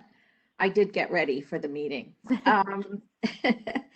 I appreciated what Raynell spoke about, looking at the history of the way this panel has operated, and I'm very pleased to be nominated or considered for the redistricting task force, for a seat on the redistricting task force. I've lived in districts 8, 9, and 2, and I'm a graduate of San Francisco State University. I went there for graduate school for 2 years. So I've lived in significant parts of the city. My daughter lives in Noe Valley, so I spend a lot of time going over there to get my grandson. So I'm very familiar with the city. I joined this, I put in the application because I grew up in Hungary. I escaped in 1956 with my family. So I'm very, very familiar. And it's very important to me that people have the opportunity to vote. The vote is something that I think is sacred. And I spent a lot of years not being able to articulate who I was and not being able to, watching my parents not being able to participate. So in my family, we have always been allowed to vote for whoever we want to vote for, but we've never been allowed to not vote. So that's been the mantra at my house. I had my own company, Reiner Associates, till 2013, and I was the CEO. And what we did was we negotiated large technology deals, and we solved very complex data and analysis problems. And we did things like we negotiated the contract for Walmart for their budget, their financial systems. And so we had to do great deals of data analysis. I'm very familiar with solving problems. I've been always in a position of helping people who had different types of perspectives or goals to help resolve issues if they had them and to come to positive conclusions. So I'm very familiar with looking at statistics, looking at the composition of either a contract, a composition of the numbers of individuals or peoples involved. And I have been very involved with many organizations. I'm the president of I was the president of Playwrights Foundation. I've been on the board of the theater in LA. I like the arts. I like the community. I was a liaison between my community and CPMC with a number of issues that were being discussed when CPMC was moving to Van Ness. And so I've been very involved with my community in terms of resolving issues, in terms of making sure that people are heard, that people have the ability to express themselves. And I've been a neighborhood leader for many years. I believe that San Francisco is an incredibly vibrant and diversity, which is why I live here. And I think that it's really important that that diversity is represented properly.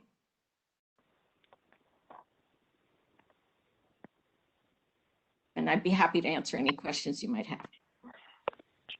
Thank you so much. Are there any questions? Thank you again for your time and for your passion. Question from Commissioner Jordanek. Sorry. Thank you for being here today. Just one question. What district do you currently live in? District 2. District 2? Okay, thanks. That's all. All right, great.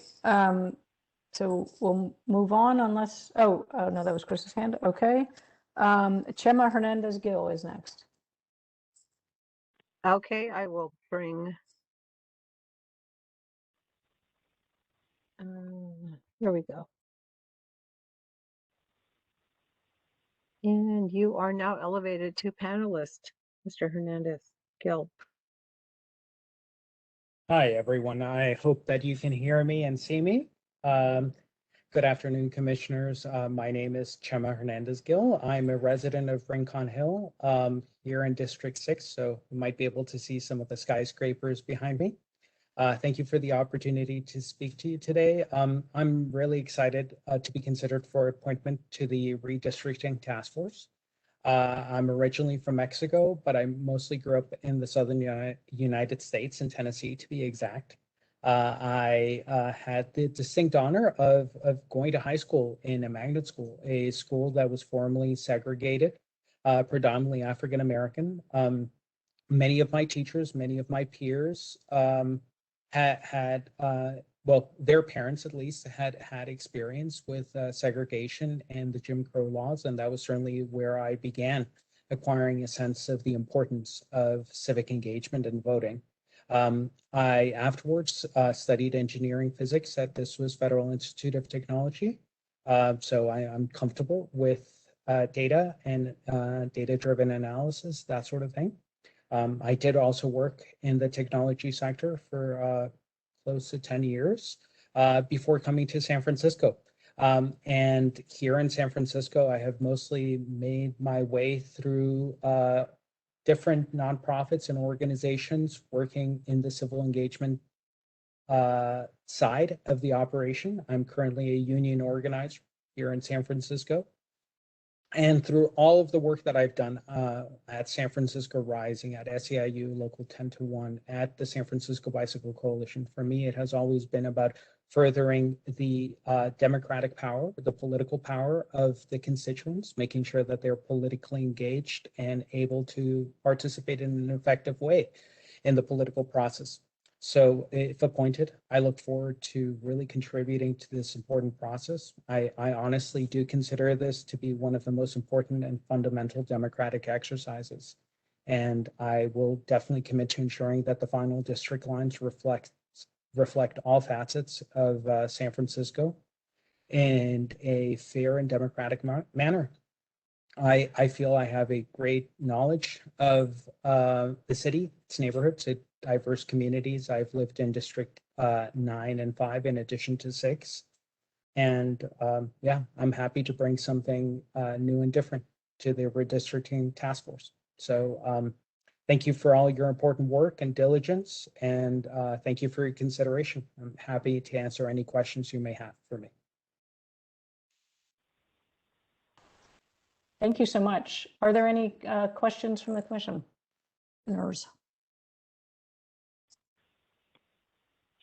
I don't see any. So thank you. Did I miss anything? Okay, no. Thank you for your time again and for your excitement and passion. I think that is it then for those three. And commissioners, the floor is yours for any questions or comments.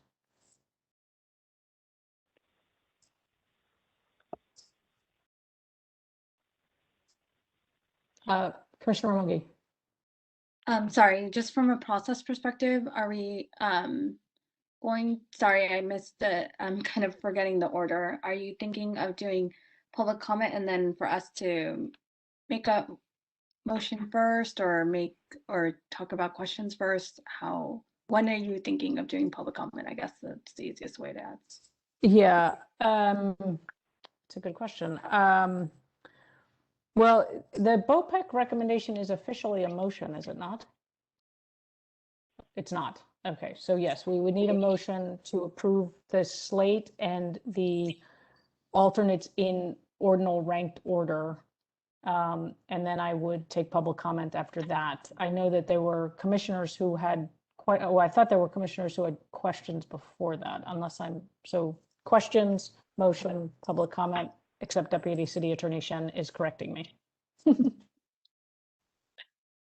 I just had one clarification, or actually maybe two clarifications that may be helpful for the commission to consider. So the first is, and I know that I've mentioned this previous meetings, but thankfully with the support of other commissioners here, Commissioner Mogi, Commissioner Bernholz, the Board of Supervisors did introduce this ordinance convening the task force a couple of weeks ago, so that seems to be moving well along. The Board of Supervisors approved it on its first reading yesterday, and the board still needs to approve it at its coming meeting this Tuesday, and then the mayor obviously needs to sign. So I guess one thing I did want to point out for the commission is that I don't anticipate any further delays or hiccups in that process, but technically the redistricting task force doesn't exist as of now. So whenever we sort of tee up the motion that the commission is comfortable with, we may still want to say something like, subject to the final adoption of the ordinance convening the task force, ... So that's one thing for the commission to consider. The second clarification is in terms of the appointments and sort of what the commission is doing here. Traditionally, at least, when we make appointments in the city, we just sort of appoint the members, but not necessarily any appointment or elevation of alternates, or frankly, even identification of alternates. And I guess I would be a little confused about what to do those alternates going forward. So maybe we can sort of keep those in our back pocket, so to speak. And we know that we have that list ready to go. but really do focus on, those 3 people that we do want to appoint to the task force. Thank you. Thank you. Okay. So if I may, I just wanted to kind of bring up one thing that I noticed I'm looking specifically at the 12 members. As you know, when we've been really thinking about representation and also just about the diversity and what we are looking for in specifically members that we would appoint specifically from the Elections Commission. I know that will be different within the mayor and also with the Board of Supervisors.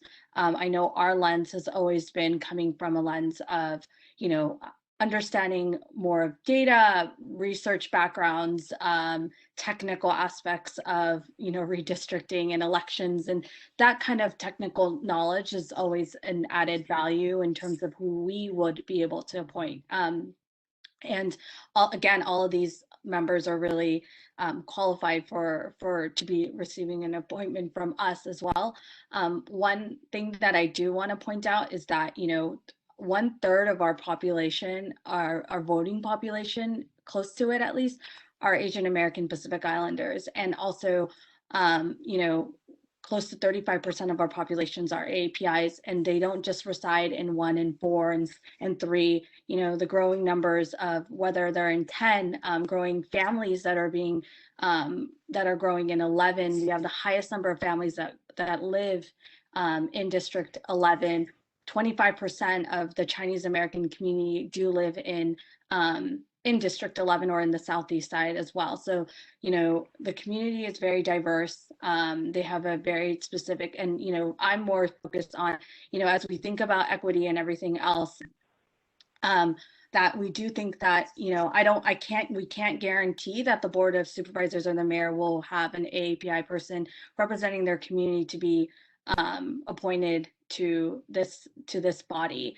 With the rising AAPI hate and everything else that's going on, I just don't want our communities to continue to feel like they're invisible and they're not being represented.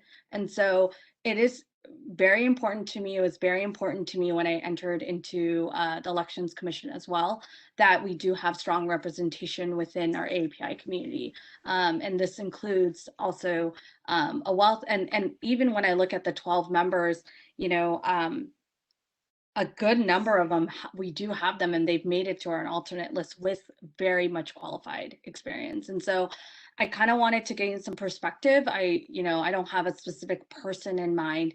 Maybe this is where the ranking will be helpful for us to help make a different decision if we may. And also just wanting to gain some perspective from the commission and the committee members on kind of that lens as well. And of course, there's only 3 seats. And trying to have everyone represented in the 3 seats is challenging. And also, I just have to emphasize the huge number of population of who San Francisco, of our community is, and our constituents and our voters. And so I just have to kind of voice that. And I'm a strong proponent of really thinking that piece through and coming to an agreement as a commission. Thank you, Commissioner Mogi. Commissioner Jordanek. I just want to thank Commissioner Mogi for speaking out. I think it takes a lot of courage to, but I would support, her sentiments on this. And I know there are going to be appointments after us, but I'm open to having API representation among our selections. And I'll just mention that certainly in the end result, it was that was the most glaring area to me where we did not have representation was API. However, the process we chose, I thought, was the fairest thing we could do. Perhaps we should have spent a little more time. And I guess I should add, one of the things about the BOPEC meeting is we had significant technical challenges during that meeting, which made it very difficult to have discussions. So, so it was specifically to that. It was difficult to have much discussion about really what out of this pool of applicants, particularly these top applicants, might make up that final list. Anyways, as Commissioner Judonic said, thank you for your comments and thank you for bringing up that point. I will mention one other thing. I did send the list as ranked in email. We can display it on the call, but it would be the same thing that was presented in the end at the BOPEC meeting. I can update the memo and include it there with that rank order. I would also suggest that, particularly if we're going to have a special meeting, we could all go away and consider this list and the other candidates if we wanted to suggest it and reconvene to discuss a different slate.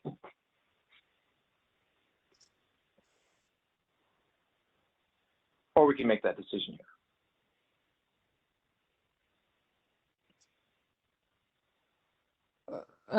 Commissioner Chapel.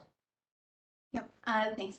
I wanted to kind of thank Commissioners Mogi and Judonic for bringing this up. The process we went through, I think, necessarily was kind of seeing the trees instead of the forest, because we were trying to quantify something that's not quantifiable, or ranking anything of 33 is difficult. So it's really helpful to reconvene on this group and then have that kind of perspective, taking a step back. And I think that's the value of us kind of putting together a list and then getting to come together and talk about that and how we think that represents our mission here. I think Commissioner Donaldson's right. If we are going to have a meeting next week, it could be useful to take time, whether we might be able to do that now, but if not, everyone to kind of look at this and then come to an ultimate decision on at that special meeting, particularly since we don't have a time crunch as far as when the task force is actually being formally convened.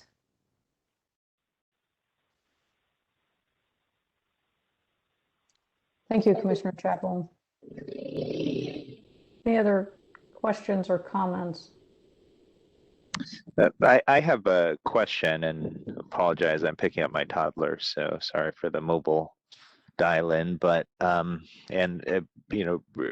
my ignorance here. This is really just not knowing, and certainly I'm supportive of what Commissioner Mogi has expressed, and also think that it's important to consider, but wondering whether I just want to understand, is that lawful for us to consider in light of Prop 209? I'm not sure whether considering race,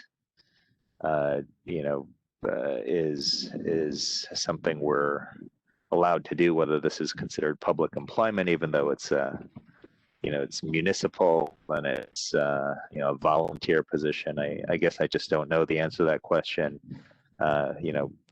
Personally, I think it is important to consider, but I just want to make sure we're not doing something illegal.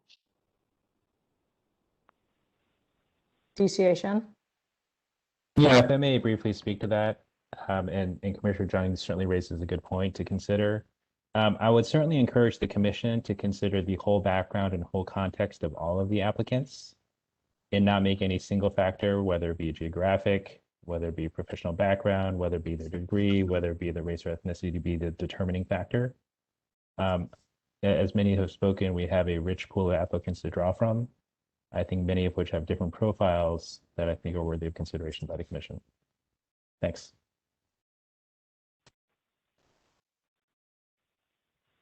Thank you, DCA Shen.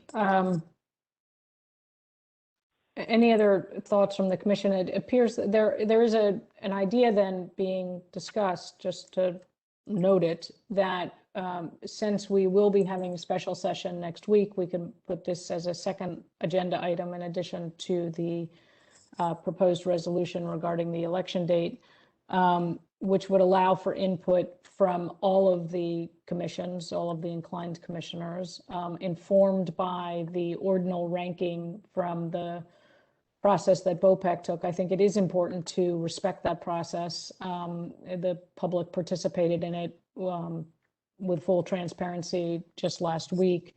But everyone is aware that there is still a final slate to be decided upon. And keeping in mind DCA Shen's admonition that we consider the full context of the individual applicants as well as the constitution of the slate itself. If I may kind of chime in, and I appreciate the feedback, and and also thank you to my colleagues for really taking in kind of my perspective as well.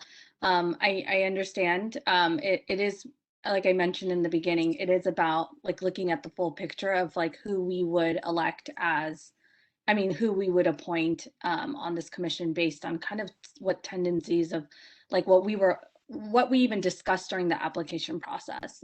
People that have very much more like technical backgrounds can be non-biased and a lot of other things. And in terms of just more non-biased in terms of political affiliations rather. And that's why we don't have people who worked for an elected official to be a very important piece of why you would sit on the redistricting task force that may be different from the mayor or board of supervisor appointment. I do think that, while that is still in play, how communities evolve and how communities are able to thrive are based on our deep knowledge of our community through experiences, through different understanding of our own selves as well. And this is the piece of, from my perspective of what I'm sharing about what representation really does matter. It's not going to be based on just race, but I do think that, our communities are able to thrive. And this is why we have focus on racial equity and many other components, part of how we are serving our constituents. And so I hope it's not coming off as just as one factor, as Vice President Jung has said, but it is, I do really want to emphasize, and I'm actually glad to see the list that was sent, Commissioner Donaldson. I do see that kind of the folks that I thought were very strong were on top of your ranking as well. And so, whether we want to wait and hear from the public first and then decide to who we appoint, I'm happy to, but I would love to kind of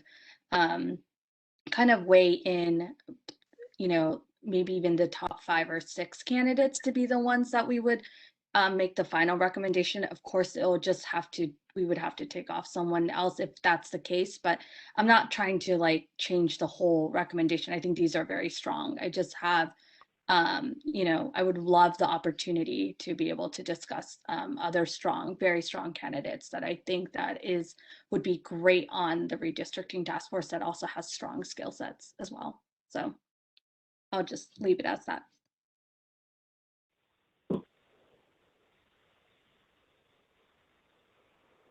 Additional comments, thoughts?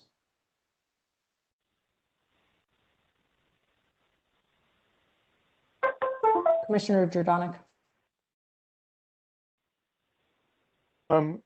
Just in terms of Commissioner Muggy's original suggestion, and I think it would, and as well as Deputy City Attorney Shen's comments, I think if we were going to depart from BOPEC's recommendations in any way, I think it would be worth, hearing what the public has to say. And also, I like the idea of sort of being able to take this list home and to study the applications so we can kind of look at everything holistically, so that we don't make any rush decisions today if we were going to depart. But yeah, that's, so I think I like the idea of having this item again if we're going to meet next week. If we were Okay. Yeah, so thanks. That might be the beginning of a motion then. And I would be able to invite in public comment. We've lost Commissioner Donaldson. It appears.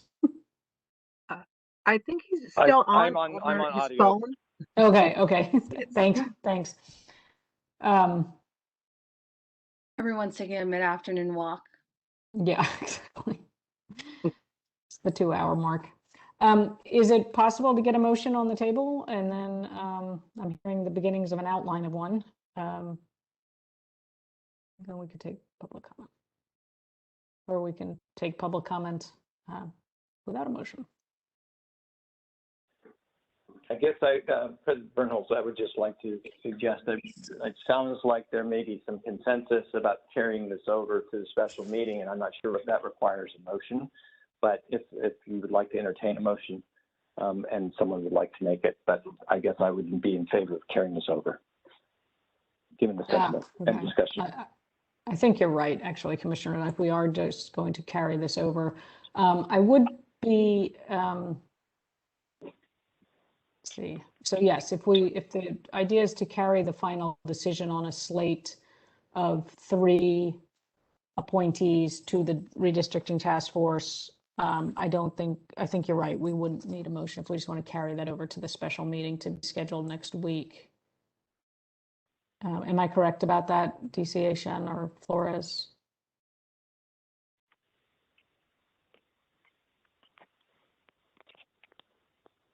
Yes, that's correct.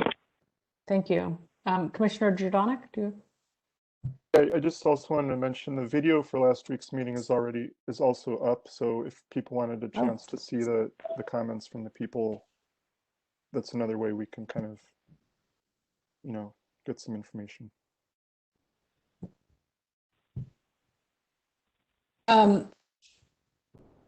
Okay, I am fine to carry the final decision over to the next meeting. I do, in the interest of both the public's time as well as the members of the BOPEC who've already spent significant time on this and shared a process on this. I don't know if there's any process recommendations we'd want to make before heading into the time between now and next meeting, but I don't think it would be appropriate, or I'm thinking it's not appropriate to invite or require public participation by these candidates again. I think that's in excess of what's appropriate, nor do I think it's appropriate to reopen the entire process. So I would like us to work off of the work that's already been done to the degree possible. The commissioners all have access to the full applications as well as the video of the meeting, as Commissioner Jurdonic just pointed out. So I would request that we would be coming back to gather with a discussion on this slate or an alternate recommendation of 3 other or some other combination of 3 individuals next week. Does that make sense? From a process standpoint, President Bernholz, I would suggest to make that as efficient as possible if we are opening this up to reconsider, that the commissioners do a ranking similar to what we did at BOPEC, at least as an indication, as a method to say, to get at least a first cut at what a consensus would be across the full commission of the rankings. So just one clarifying, you want us to come up with our ranking? Rather than trying to consider all of these candidates as a pool, right. Yes, I would suggest that would be a more efficient way of working at this point. So to clarify, all members of the commission would rank these 12 individuals in order. Yes. We would combine and resort. Yes. Just to be clear, there's no likelihood that result there's no guarantee that result of that would address Commissioner Mogi or other concerns that have been raised today. That's correct. It's not a constraining, it shouldn't be considered a constraining and strictly rules-based or ordinal-based as a result, but it would be an indication of where we it would speed the conversation, I would suggest. Just Commissioner Chapel has her hand up. Yeah, I think. Not entirely sure it would do that. Go ahead, I think Commissioner. the ranking that we did before was very helpful in that I think it isolated a really strong, 12 candidates out of what was a very strong group of 33. My concern is that if we do another ranking, we're just resorting and not addressing the issue here, which is that we were not sure that the 3 that we would be appointing, reflect what we're hoping to reflect in the community. And so I think we might just run into the same problem because of how kind of the law of averages work when you're ranking numbers and compiling it. I would agree with Commissioner Chapel. I'm not sure that would result in the outcome that's being considered here.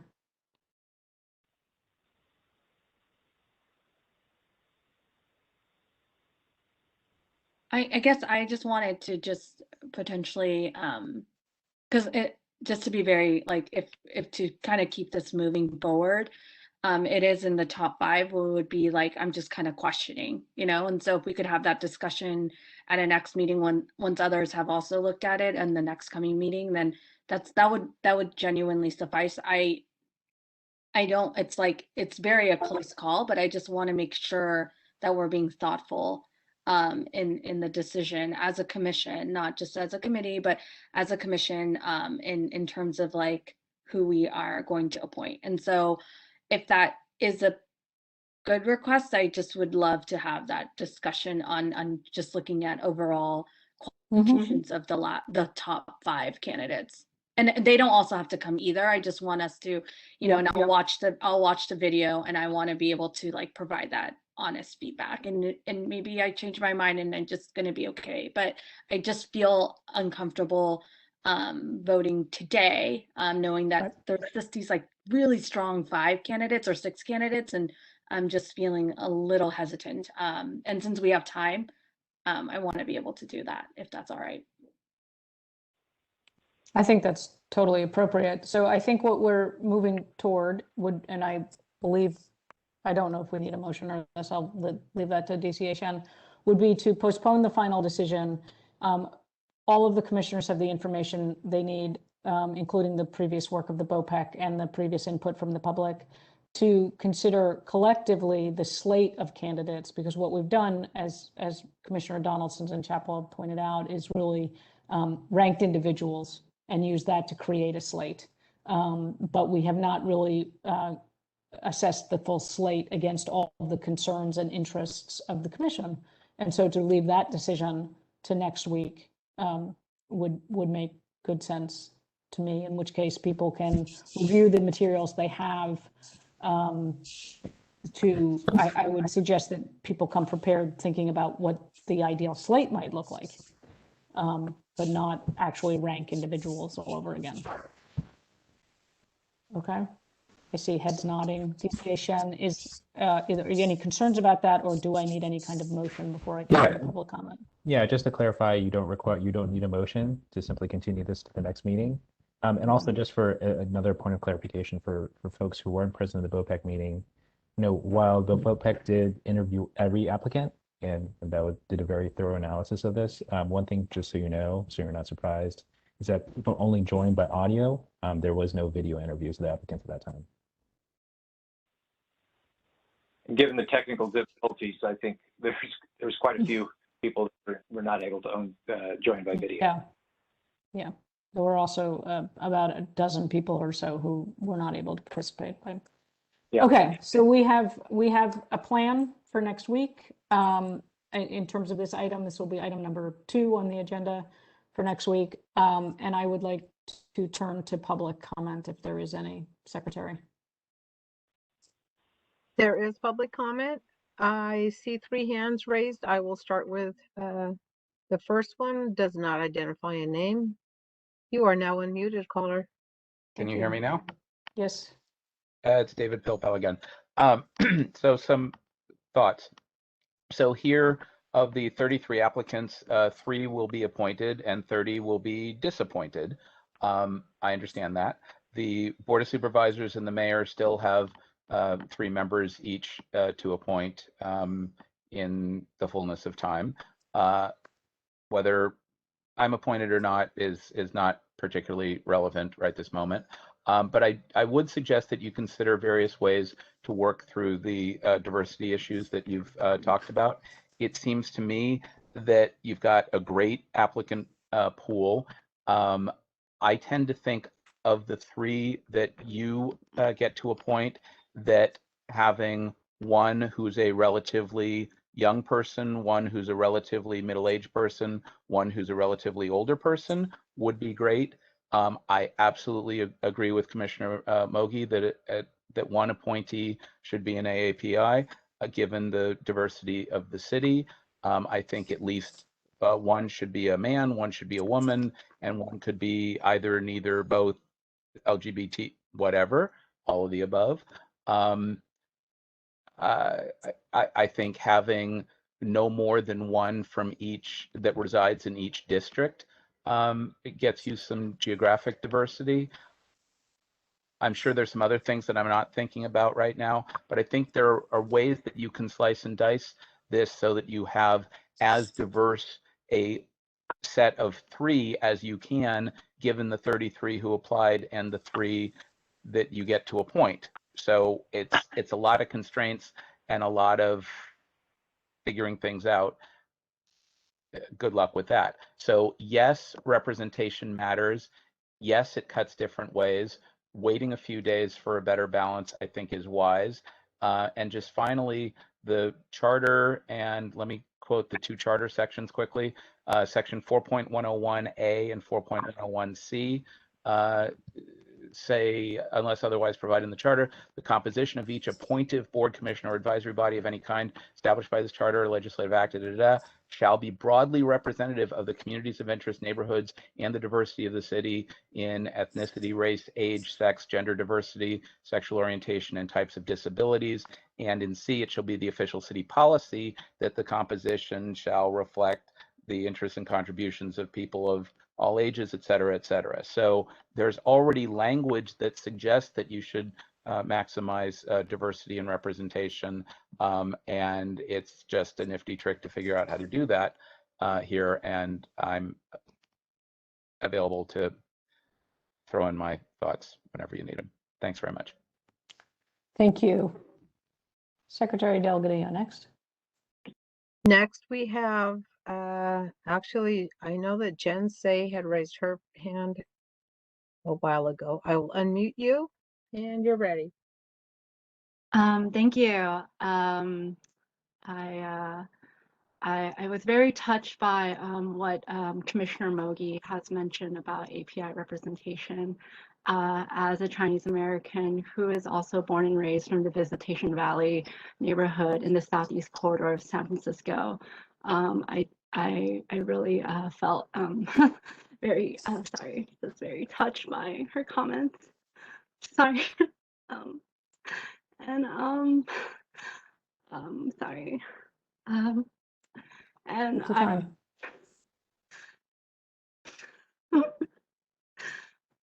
I appreciate that you guys are going to be reconvening again on the direction on the slate for the 3 seats for your special meeting next week. And you know, the League of Women Voters on our March 13th, we if you recall, we sent out a recommendation letter saying that, you know, the membership of the redistricting task force should reflect the diversity of the San Francisco community. Sorry, that is representative of the public at large and protective of minority groups' interests. And one thing I wanted to bring up was about the composite rankings from last week by BOPEC. I know that David Pilpal mentioned in during public comment last week about, you know, asking about posting the composite rankings to the packet. And, you know, given that, you know, we're going to be, you know, in consideration of this, you know, for the special meeting next week, I it would be helpful to see, because I think the public was only able to see it through screen sharing and there's no actual document of it. It would be helpful to actually post it either in the BOPEC meeting from June 9th, or the packet on today's meeting, or the special meeting next week. And I am considering the memo, it is kind of a bit confusing to look at, given that I guess right now it's not ranked by its composite rankings for the alternates. But I just want to double, and I know, like, you guys, I know Mogi kept mentioning the, top five for consideration, or the I guess, like, the higher rankings of the alternates. But just to double check, if we were going to do the top five, then the other two that would be added to the slate would be Matthew Castellon and Kaisel Lee. Is that correct?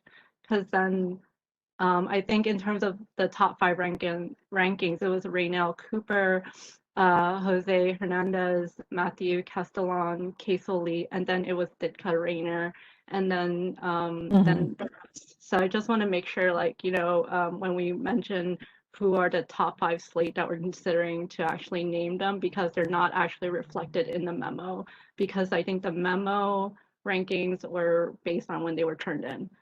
So just want to clear that, and thank you. Thank you so much. Yes, we will, we'll be working off the ordinal rankings from the BOPEC meeting, and we'll make that information available to the public. And thank you so much for your comment. Is there further public comment? Yes, we have Lauren Gerardin, and I will go ahead and unmute you, Lauren. Very touched. Thank you. That's I am desperately wanting to hug Jen, which I haven't gotten to do in a very, very long time. Well, thank you. This has been quite the day. So I wanted to just, echo what Commissioner Mogi said and what Jen said, and folks who were at the BOPEC meeting know that I commented towards the end of that meeting to encourage a consideration of diversity, and to look over the full slate of three, which is not a lot, with that in mind. So I'm really grateful to hear this conversation today. And ultimately, as been pointed out, there's no way for your three appointees to satisfy everything, every quality, every diversity indicator you might want, I might want, someone else might want, that the city is going to want. I believe I've told you all that last time 10 years ago, how last minute, when the Elections Commission and the Board of Supervisors had made its appointment, people realized that there was no LGBTQ representation in the 6 that had been appointed, and it was left to the mayor to scramble to find that representation. It's one of the downsides of having non-coordinated appointment processes, is that we don't get to look at the full slate of the 9, and we kind of have to hope that everybody does a good job, and you all have been doing a wonderful job. Your process has been thoughtful, fair, and inclusive, and the conversation today demonstrates that you're even more committed to doing that, and the League is supportive of continuing this discussion and the appointment decision to the next meeting, and thank you for all of your very hard work. Thank you so much, and for your participation. Is there any additional public comment? Yes, we have 5 other callers. I will start unmuting from the bottom up. Caller, you are unmuted. You have 3 minutes. Yes, President Bernholz, this is Andrew's son, commissioners. I was one of the applicants, and I want to applaud you on the process that you engaged in. I want to remind you that it's going to be very difficult to achieve complete balance, as people have said, although I think that Commissioner Mogi's comments with regard to the Asian Pacific American community is absolutely critical. Secondarily, I think that the issue of Western neighborhoods is also something that you might weave into your consideration. The city in the reapportionment process is going to look at all the neighborhoods in San Francisco because that's, of course, part of the task of redistricting. And consideration of those kinds of criteria regarding the Western neighborhoods, which traditionally hasn't been well represented, I think, is really very important. That's one of the reasons why the city adopted a district elections process many, many years ago. Lastly, I think that should the commissioners feel that the slate that you're going to consider at the next meeting is not as balanced as you would like, I think it would behoove the commission to make certain that a letter communicating your appointments to the Board of Supervisors and the mayor indicate the difficulty of choices that you have made, and to also suggest that in their consideration of their appointments, that they cover some of the areas that, in fact, you may not have been able to address. Lastly, some procedural questions. You had an opportunity, I think, to see some of the excellence in terms of the people that want to participate in your discussion with the three suggested recommendation candidates. If you're going to consider other people as part of that slate, will you afford the other remaining 12 people an opportunity to speak to their qualifications? And lastly, it seems to me, once you release the format voting that Commissioner Donaldson provided, the question is, do you then provide to the mayor and the Board of Supervisors, who has the other things, your actual ranking, or do you just send them your alternates with sort of free, because you don't want to bias their selection. On the other hand, you want to give them input. And it seems to me that since you're only called upon to give three, you could possibly create a format which says we consider the other 9 candidates to be equally qualified. I don't know what the scoring is because I haven't seen it.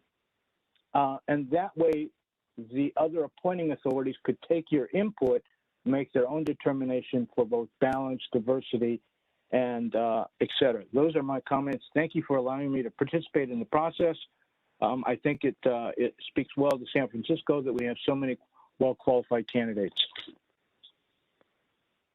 Thank you so much, Mr. Sun, and thank you for the suggestions. Next. I will unmute the next caller.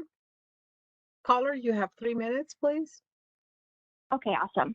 Hey everyone, my name is Tiffany Tiffany Ng, and I work as a civic engagement director of the Chinese Progressive Association.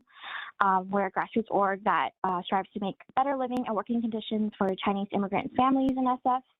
And I missed the BOPEC meeting, so I'm a little like catching up right now, but I really appreciate the thoughtfulness in thinking about diversity and makeup of the task force and the competitive nature of it. And I'm here just to really speak on in support of Jose Maria Chema Hernandez. I call him Chema, and hope that, the Election Commission can confirm, maybe the next time you all meet, that Chema is one of the 3 for the SF Redistricting Task Force. I've worked with him a lot over the years as part of when he was staff at San Francisco Rising Alliance, and we were door knocking together. He's super capable and knowledgeable about immigrant communities' needs, especially the Latinx community for southeastern neighborhoods of San Francisco, like District 9, 10, and 11. And he himself was District 6. So just like so much wide knowledge about San Francisco demographics. And I think he would really be able to uplift and ensure our community's needs through this redistricting process, right? This really monumental 10-year process. And then, I was hearing the need for API representation, and I think also Jeremy Lee, who I think is one of the applicants, is a really good candidate. He works in District 3 with the Chinatown Development Community Center for quite a few years now, I think, and could really speak on behalf of low-income Chinese immigrant tenants. So much of the voter makeup, so much of the the demographics of San Francisco, I think a third of it is Asian, and so this is speaking to great need, right? That we have Asian representation in the task force. So Chema, or Jose Maria Hernandez, and Jeremy Lee, those are two people I really want to highlight since I didn't make the last meeting. That's it. Much appreciated. Thank you so much for your input. And okay, we do have another caller. Caller, you are unmuted. Good afternoon, Commissioners, and thank you, Secretary Delgadillo. My name is Nolan Kim, and I'm a longtime resident of the Castro and a recent resident of District 6. I'm the son of Vietnamese refugee, so I want to echo the comments of Commissioner Mogi about the lack of Asian representation given 1/3 of the city. I was also an applicant. I'd like to thank the BOPEC for their great process, and I'm very impressed by all of the top 5 candidates. I also think the Commission should consider somebody who has technical expertise specifically in redistricting, not because they would, do the work themselves or usurp the consultants, but to have somebody who can ensure that the consultant is open and transparent in their processing. Thank you. Thank you. Thank you very much. Okay, we have one more caller, one more commenter, and you are unmuted. Hi, Commissioners. My name is Jill Schenker, and I'm calling on behalf of the San Francisco Rising Alliance. Really appreciate your role in the city and everything you're dealing with around the recall and the thoughtfulness on this process. San Francisco Rising, we're an alliance of working class communities and communities of color across San Francisco, representing Chinese, Black, Latinx, and Filipino communities. The 8 alliance member organizations do civic engagement and community work, focusing particularly on the southeast neighborhoods of San Francisco. And we particularly wanted to urge you to appoint Chema Hernandez to the redistricting task force, as well as Jeremy Lee. Both of them have many years of dedication and experience in diverse communities in San Francisco. Chema lives in Soma and has been doing civic engagement work in San Francisco for many, many years, and spent several years working with San Francisco Rising, with a particular emphasis on districts 9, 10, and 11. As a bilingual immigrant and Spanish-speaking communities, he'll engage them and take them into consideration in the redistricting process. He's done a lot of nonpartisan civic engagement programs, encouraging voter participation and turnout in the Latinx community, conducting door knocking, phone banking in Spanish, and encouraging monolingual immigrants to exercise their democratic rights in civic engagement. Jeremy Lee is also a great candidate and a native San Franciscan, a gay Chinese American with deep familiarity and relationships in District 3. He'll bring a really important perspective, as Commissioner Mogi was mentioning, about the impacts of redistricting on the 1/3 of San Franciscans who identify as Asian. And we think his work on affordable housing and the needs of low-income Chinese immigrant tenants with the Chinatown Development Community Center demonstrates his commitment and experience working with these communities. So we hope that you will confirm BOPEC's recommendation of Chema and consider Jeremy Lee for one of the appointments as well. Thank you so much.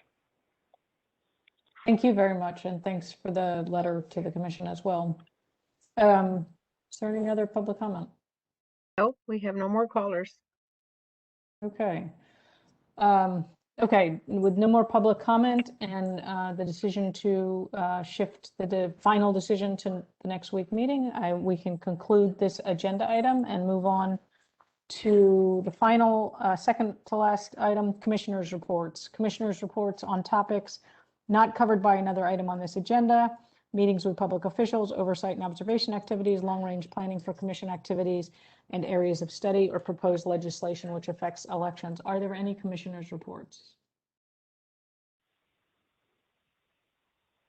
I see none, and I see no hands. Is there any public comment?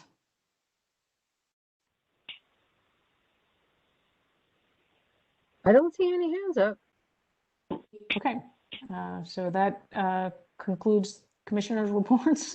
The final item, discussion and possible action regarding items for future agendas. We will call for a special meeting likely to take place on Tuesday. Two items for that agenda will include a resolution on free, fair, and functional elections, and further discussion and possible action on the slate of candidates to be appointed to the redistricting task force.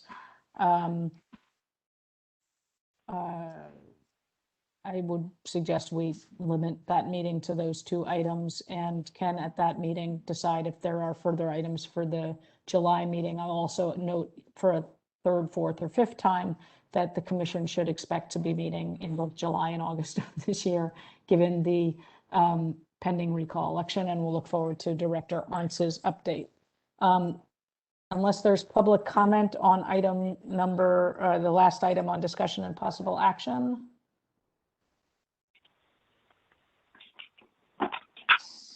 I don't see any hands up, President Burkholz. Okay. Commissioner Judonic, were you? Just to clarify on the free, fair, and functional election one, that's going to be covering like sort of the scheduling of the election as well. Yes, and any activities that the commission might take or individual commissioners may have taken as their own, or a resolution from the commission expressing our concern about operating a free, fair, and functional election on September 14th in support of the concerns raised by Director Arntz. Great. It's excellent. Okay, thanks. All right. And I will prepare a draft something with DCA Shen's assistance. All right, then my clock shows 5:32, and this meeting is adjourned. Excuse me. Oh, sorry. Yep. I'm really sorry to do this, but I know that we don't have a draft annual report quite ready to go, but I think you may just want to call the item in case there's any public comment on the matter. I know that we're not going to be substantively discussing it all. I'm sorry. Call which item? The annual report item. Oh, I should call it even though we. Yeah, just in case there's any public comment on that item. Oh, okay. Is there any public comment on the annual report item, which was essentially postponed from this agenda to the future? I don't see any hands raised. Okay, great. Thank you, DCA Shen. It's still Sorry 5:32. for the interruption. And Thank you. the meeting Okay. is officially adjourned. Thank you, everyone. We'll see you next week. Bye. Bye-bye. Thanks.